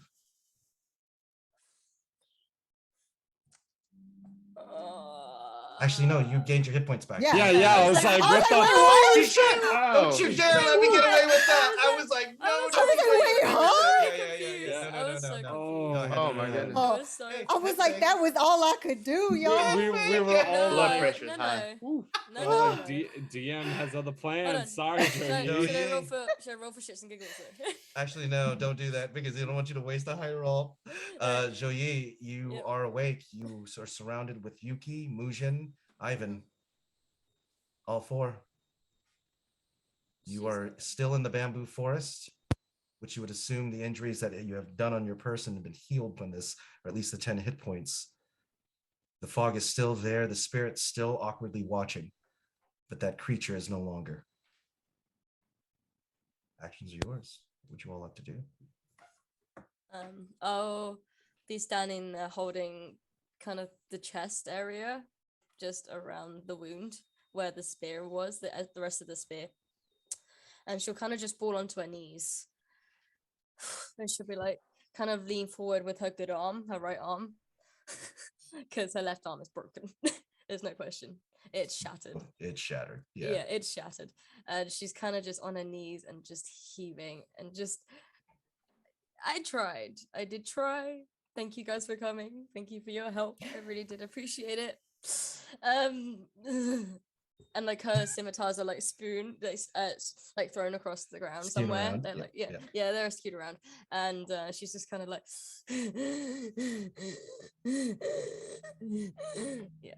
hard for breathing. And Yuki in that moment will almost as if cleansing the blade before placing it back into its hilt. Just very swift. And then she's going to move forward to go straight towards Juyi and embrace her, almost as if, just the fact that she was in that state that she almost did not make it. She's holding her like a mother would her child. And basically, if there is anything within her like any type of cloth or anything to kind of help to stop some of the bleeding, if she's still bleeding, she's going to basically try to tend to Juyi in that moment. Give me a medicine check when you get a chance. Just to double check, this was the creature that we had fought a little bit ago that had wrecked us. Yes? That's what you would assume. Okay. That's what you would assume.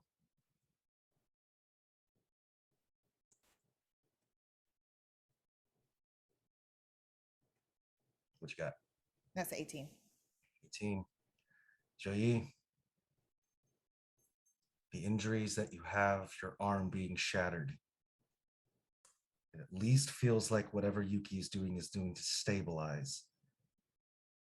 Give me a Constitution saving throw when you get a chance. Mm-hmm. Just trying to find okay. And then Yuki's going to tell her, "You fought with courage. I'm proud of you." Thank you. I thank you for coming. I see you've gained some new powers, senpai. Or the powers that I decided to let you see. I see. I got a 22. Holy poop. You would see these pustules begin to form around your arm, around your injuries. And it's almost as if you close your eyes and you just and they start to disappear.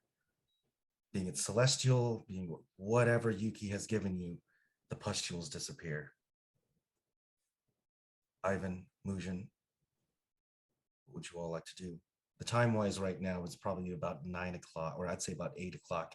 Sun has gone down. You have the back end of the Bosun Mountains, and the forest, obviously, that you're in right now. What about that rest that we were discussing? Our bodies, looking at Zhou Yi, and our minds, looking at the other two, are in great need of it. What about this guy? As he's going to point at the soldier that he's picked up and kind of walked back. I'm gonna with- like roll over to the soldier, and like I'm not touching the soldier, but I'm looking at him, and I want to study him and see if I see what's happening to him. And medicine check when you get a chance. Yeah.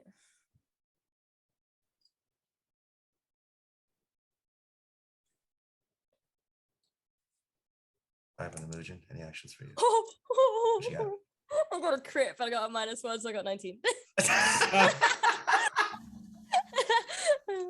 So coming over to it, you're doing a medicine check, you're investigating. What are some things you're looking for specifically? If it's happening, same things are happening to him as the other two that I beheaded. And I have a question for you, Ivan. Yep.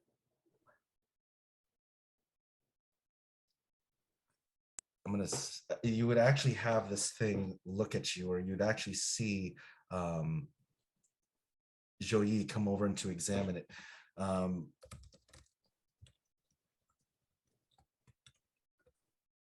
Question I had to give you is that, but you would actually see her place her hand, and it almost seems as you hear this voice behind you that asks you, shall we play? Or shall we stay and show them?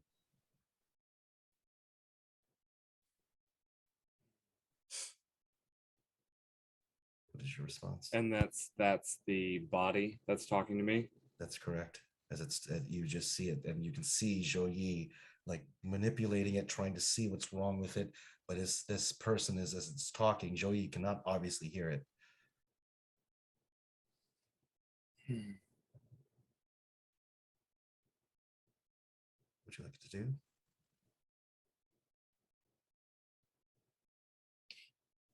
So the options are to have a funny time or a medicinal time. Am I understanding that correctly?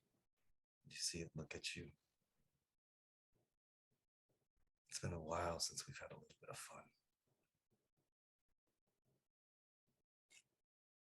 Maybe just a little bit. Let's don't go out of control, shall we? We shall. These are still comrades. Always. To the very end. Thank you. Ready? Always. As he's going to And- kind of start scratching at his eye patch. And Zhou Yi, what lies on the ground is this person that sits there, and you just see him just kind of, you open his mouth, the black echard stains doesn't seem to be. You would look at his eyes, you're realizing that this person might have been dead for a little bit, because what happened in the movements is you can see some of the bones, they're beginning to liquefy. You would take a look at this person and realize that the sicknesses that are already hitting him, the pustules and the everything that would form around his mouth and his arms and everything, they're not there. None of it is there. So would that mean they possibly burst, or? And you're looking at it to see if there's any stains. Looks like they may have not just gone away. Okay. Magical means. I turn around and say this to the group.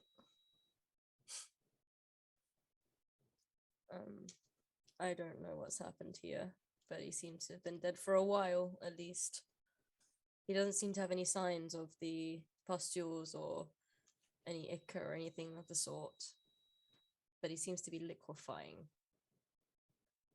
In question in this moment, even though Yuki has gone back to her original form, at least for everyone to see, does she still possess somewhat of that sight that she had before? If you'd like to try, what were you trying to look for specifically? To try to determine, like, as far as what magical, if there's anything magical, which basically Juyi has indicated what it is exactly. And looking at this body, only thing magical you can tell from it is probably the disease itself, but even that disease, it's only emanating the same kind of vileness that creature did. As you were all staring at this body. Anything for Mujun or Ivan? Great. So I've legitimately been carrying around some dead weight. It seems so. Wonderful. I'm impressed by your feat of strength. It took Not my feet, definitely these arms. Joyi. And he's gonna look at your chest. Do you still have like the blade or whatever in there? Would I'd recommend not moving. Would you like a bit of help, miss? What is to say I will not bleed out once this is removed? I mean, we'll see.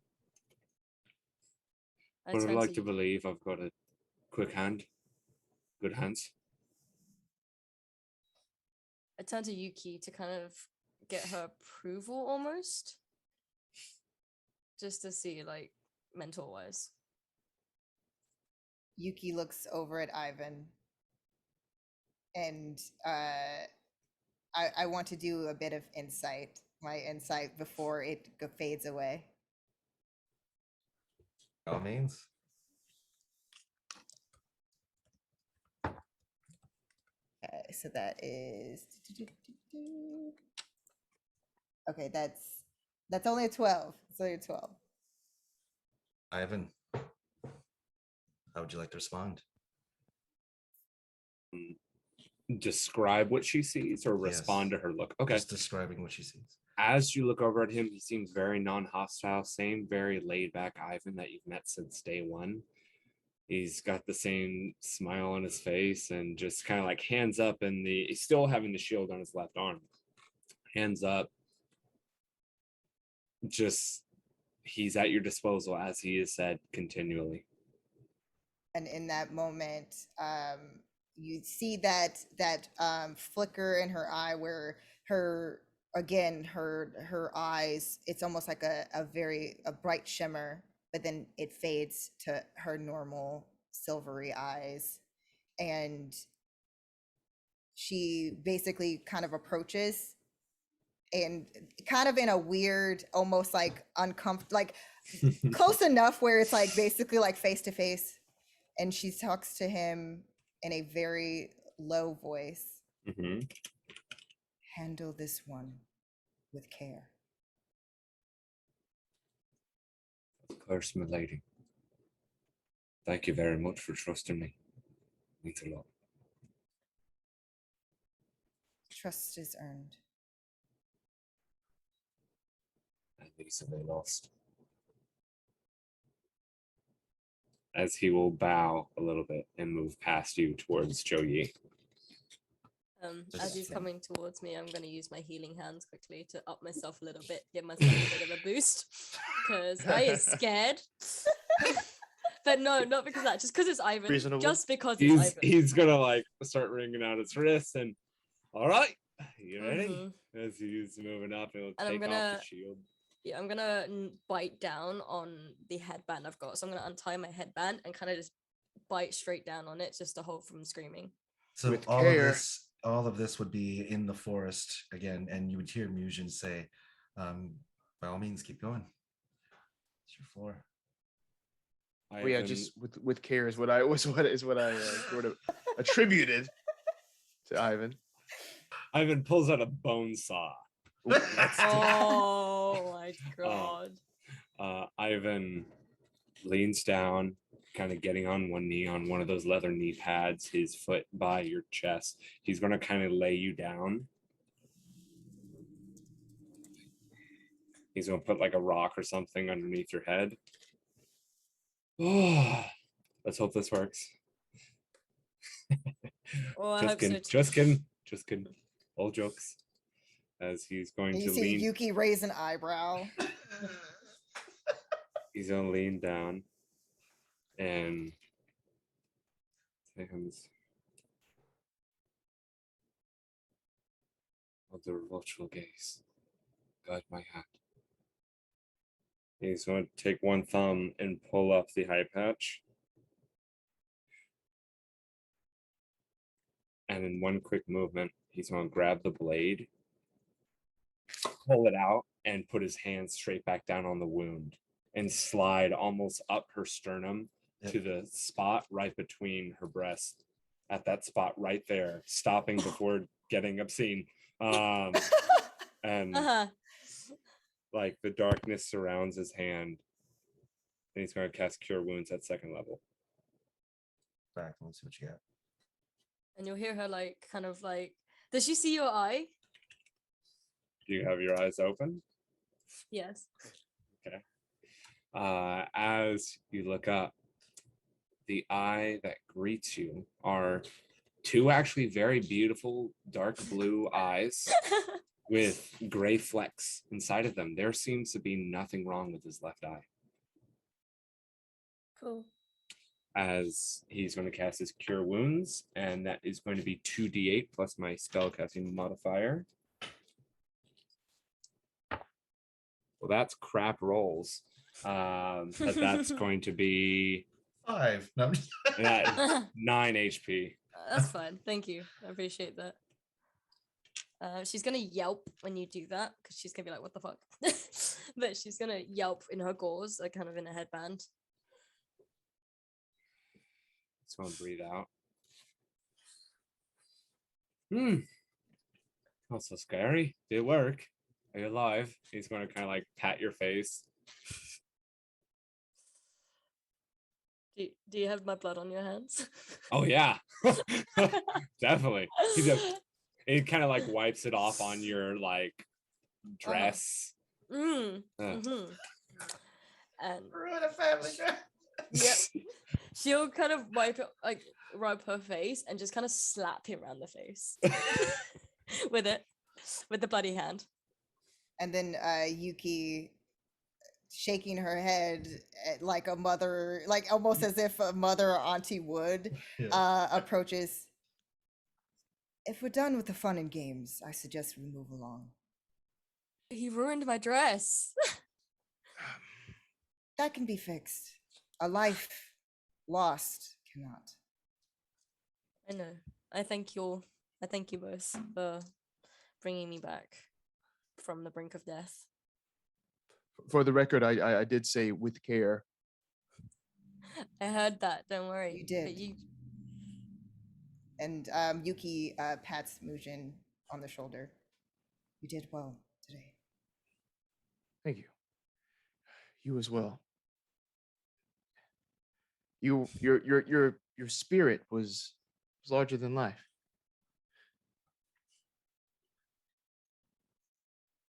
In a matter of speaking. Am I picking this body back up? I believe we can leave this here.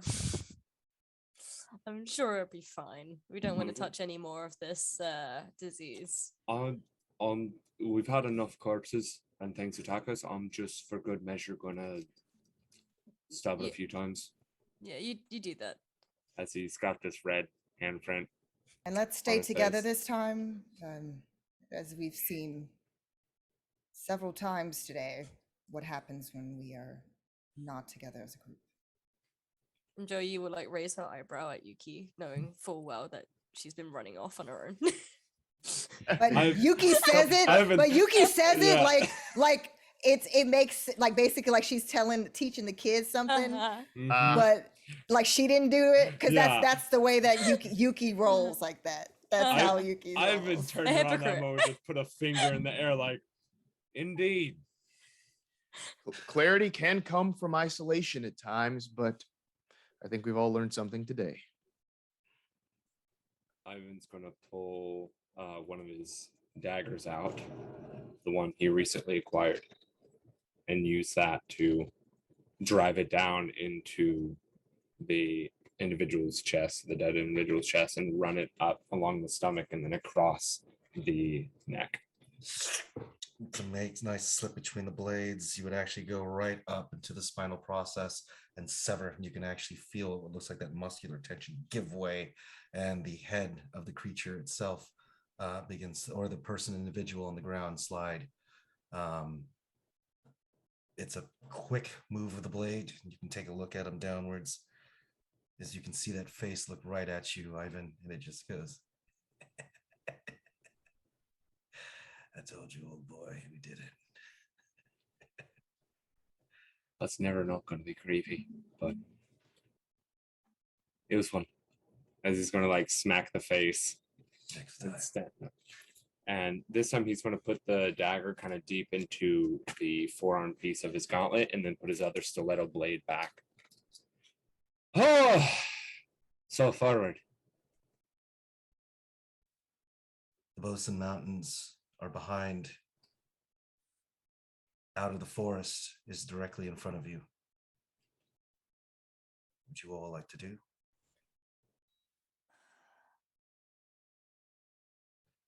You can obviously take a long rest here or keep moving. It's up to you.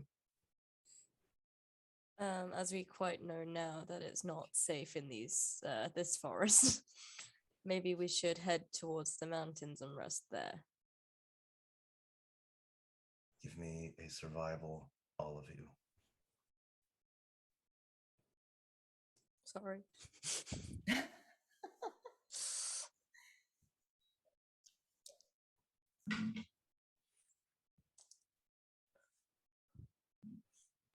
Oh. 16. 16. Julie. 23. 23. Yuki. 12. 12. Ivan. We're doing, sorry, I was looking at other notes. Survival. Survival. Gosh, Survival. Yeah. That is going to be a 14, I think. 14 on a 12, and everybody else. Is there anybody, or what are we doing? Let's go to Yuki. We'll work our way down. Yuki's going to basically wherever Jui is going to be right by her side, because she's just not, she is not in a in her usual state, which is strength level, I guess you would say. So basically she's going to be at her side, but letting her, obviously, so it's not embarrassing Jui by holding her, but like, and just in case she falls over. But she's progressing forward towards the mountains, as Jui had said. Let's go to Ivan. What are we doing for you? He's going to look around at the group and just see kind of how everyone's in a bit of rough stuff. And he's feeling perfectly fine.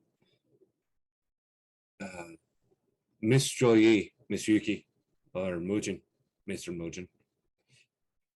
Would you like me to carry anything while you're moving? So that it's not weighing you down or anything. I'd like to collect my scimitars first before I leave. No, they're gone. No, they're gone forever. My family scimitars. No, I'm going to hobble over and collect them. She is a strong, independent woman. And she's kind of going to get up. And she's going to, walking back to Yuki, on the way, she's going to pat Mujun on the back quite hard with her better arm. And she's going to say, "You seemed braver today, friend." Thank you. I got some clarity, it seems. You seem like you're doing better. Thank you. And I turned to Ivan as well, and I'm like, I don't need any help carrying anything. As I look to the arms still summoned that are there, just the two extra. Maybe this has something to do with it, Joey. How are you feeling? I'm okay. I'll survive. I think training was worse, no, Yuki? At least the training that I put you through, I'd say. Indeed. Hmm. Now, Mom, stop embarrassing me. Stop coddling me. Come on. Now let's run our course. I'll make sure that we are in the right direction. As Mujun will look up and see if he can, just make sort of micro adjustments to the course based on the stars. Excellent. Ivan. Ivan's just kind of gonna go quiet and follow the group. You start to walk. You have the clearing. You can see yourself moving yourselves out of the actual forest. You walk your way towards the mountains, and where the bamboo trees begin to reside, you can actually see them. But what I would leave you with is an individual sitting there as you walk to the road. Yuki, you recognize him as Toshiro as he sits, and he has a look of lost in his eyes. What would you like to do? Yuki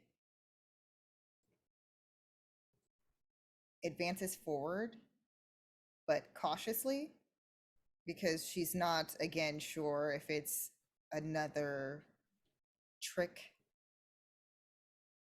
Is there any way for her to discern whether or not this is really Toshiro? And you're staring right across from him as he looks at you, and you look at him, and there's just this. He's got a 9-mile stare. What would you like to do? Is he's sitting down, correct? He's sitting down. She lowers herself to his eye level, and she simply says,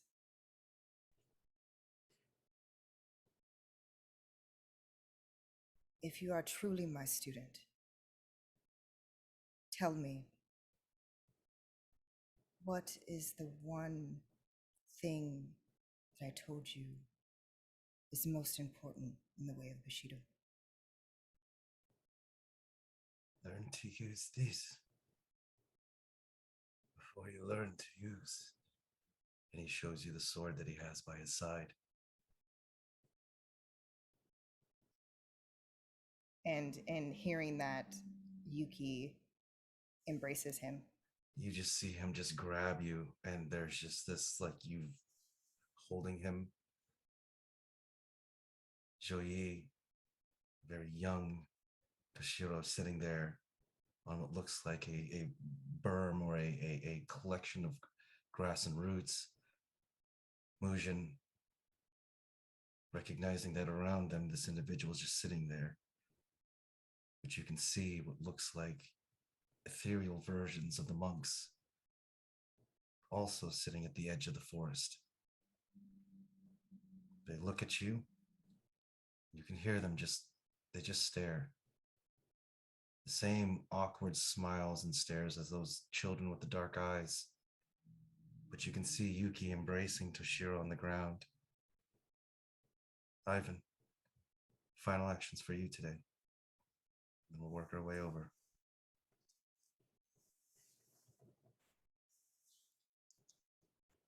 Ivan's going to lick his scars. Look around, see this individual that Yuki's hugging. He's just going to be wiping his lip from the blood that's still a little bit dribbling from it. Going to bite on the side where he accidentally bit his cheek when he got slapped. His eye is now covered, but he's going to pull it out once more and look around. Look at the group in front of him, the people that he's somewhat getting to know, and still feels like there's so much more to learn. He'll feel the blades at his side, and then last but not least, he'll look down at the hilt of the dagger sticking from his wrist and just inspect it.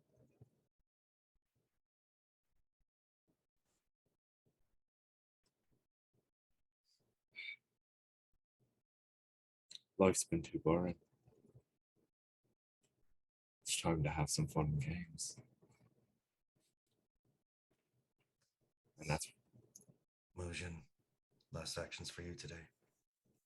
As I see the spirits that are around and their eyes, I make a point of, leaving my astral version out as well. I walk over near to them, kneeling to the ground, taking them all in.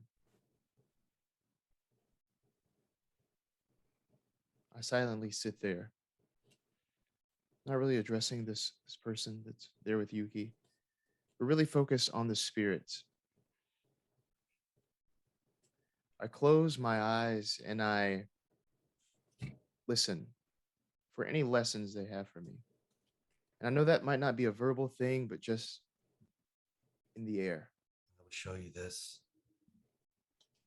It doesn't seem to be the past. It doesn't seem to be the present. May not even be the future. But you see an older version of Yuki. And you see her walking into what looks like a very large building. She opens the door and there's a goblin that greets her. You hear him just go, just make sure you put everything to the left. And he's trying to direct her to go somewhere, but you see her look over and she smiles and you can see there's probably gray hair in her head. But she turns around and she starts walking out of the city. And the part that I would give you, the city is beautiful. There are markets, the people living in harmony and peace. There are farms. There are places where people can drink, people can live. Ample opportunity to succeed. Surrounded by this entire city is what look like drow warriors, proudful warriors, ones that represent those that have been coming from the frozen tundra. But all of this doesn't matter, because what you see is all of it thrown violently into space. And about 4.3 million people's lives are lost in an instant. What the monks tell you, give them peace from this time till then. Give them everything they can to not see this, and maybe we can change what happens. The dragons, they mean nothing. The stranger means nothing. Qorvi is everything. And you see the monks look at each other and they just all bow their heads. I understand. We understand. And they seem to all look at you, Mujun. You alone have this information. Guide them. Guide them. Yes. Actions for Yuki.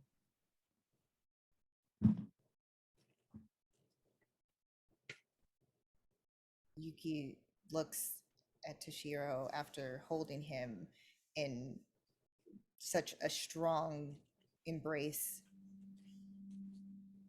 It's time we bring you home. I will go home. I'm ready to go home. Joyi, final actions for you. Give Yuki and Toshiro a moment for them to embrace, but then she will sprint over and jump on top of them with like another with like an embrace, but she'll wince at impact from the damage, but she'll still hold on with all the muscles that she can. I'm sorry, I just Toshi. Yuki, of course, hitting lightly, but hitting Juyi for doing that. But it's Toshi, That's come nice. on. Toshi, it's so good to see you.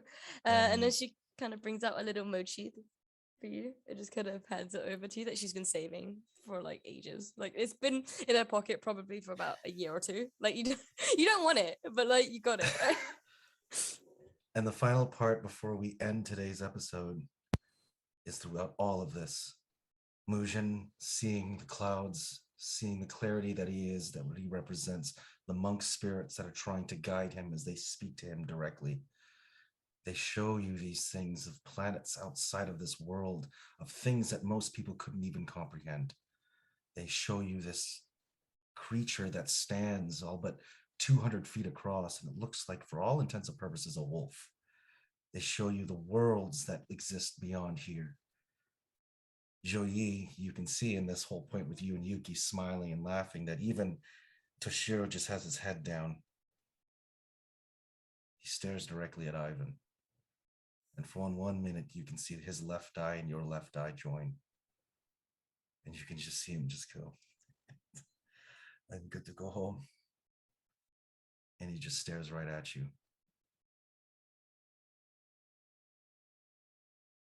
So I'm going to assume that this is the man that we are told to bring home. It is. And he's going to bow once more as he did when you all first met one another. I'm at your service.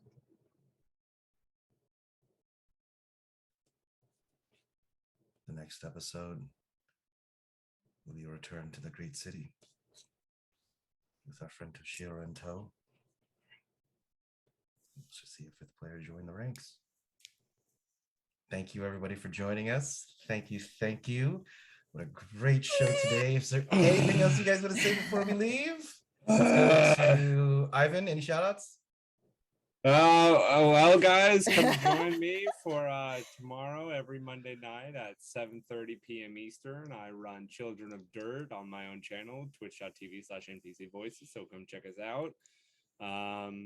And check me out on Instagram, Twitter, TikTok, soon to be OnlyFans, as I've already said. And I'm on Blue Box's stream on Tuesday night, so check me out there as well. Holy crap. Let's go to London. Sorry. Next Tuesday, catch me and the Initiative Order's own Bree on twitch.tv/stream of blood. Usually comedian Jared Logan DMs and GMs, but I am guest DMing for some 5e Ravenloft. It's not in Barovia with Strahd and all that. We are in Lamortia. It's like a Frankenstein inspired kind of domain. So it's really fun. Other than that, you catch me also guest DMing on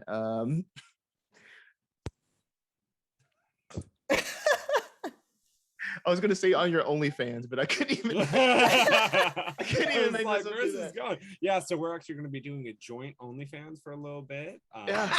And apparently we're playing D&D on DMs. That's all it is, just fans and D&D. That's all. D&D and the DMs. Wow. Wow. Wow. DMs. Wow. That's it for Put me. something together. Jess, what about you? Jess is on mute. Yes. Sorry, my bad. Obviously have to end on that. You can find me on Instagram at Rising Valkyrie. That will be where all my promos are, either on my story or my accounts. I've got loads of projects coming up soon, within the next few months. I've got a couple one shots actually with Joshua over here. Hey. Yeah. Possibly. Maybe. Yeah. We'll see. Maybe. I might. Do I want to though? No, you Let's see. don't. And a few things set up with Mr. D'Angelo. So we'll see how that goes. It's gonna be fun. Yeah, check me out. We'll see. We're just chilling. Let's have fun. Let's have some fun around here. Excellent, Brianna. Hi guys, again thank you so much, Ray, for this beautiful story that continues to unfold, and also to these amazing players who all you guys are my friends, so it's always just an absolute pleasure to work with you guys time and time again. And all of you guys watching, we really appreciate you guys, the love and support in the chat. It always is encouraging and allows us to continue to do what we do. But other than that, you can catch me tomorrow night on right here on Initiative Order at 6:30 p.m. I'm going to be playing Ash, who is a super mutant. She usually has a chip on her shoulder. It might be slightly going away a little bit, little by little, as she catches feelings. Oh my God. it actually cares about her party members. But yes, please tune in to Vault, the Fallout TTRPG, ran by our overseer April Hill.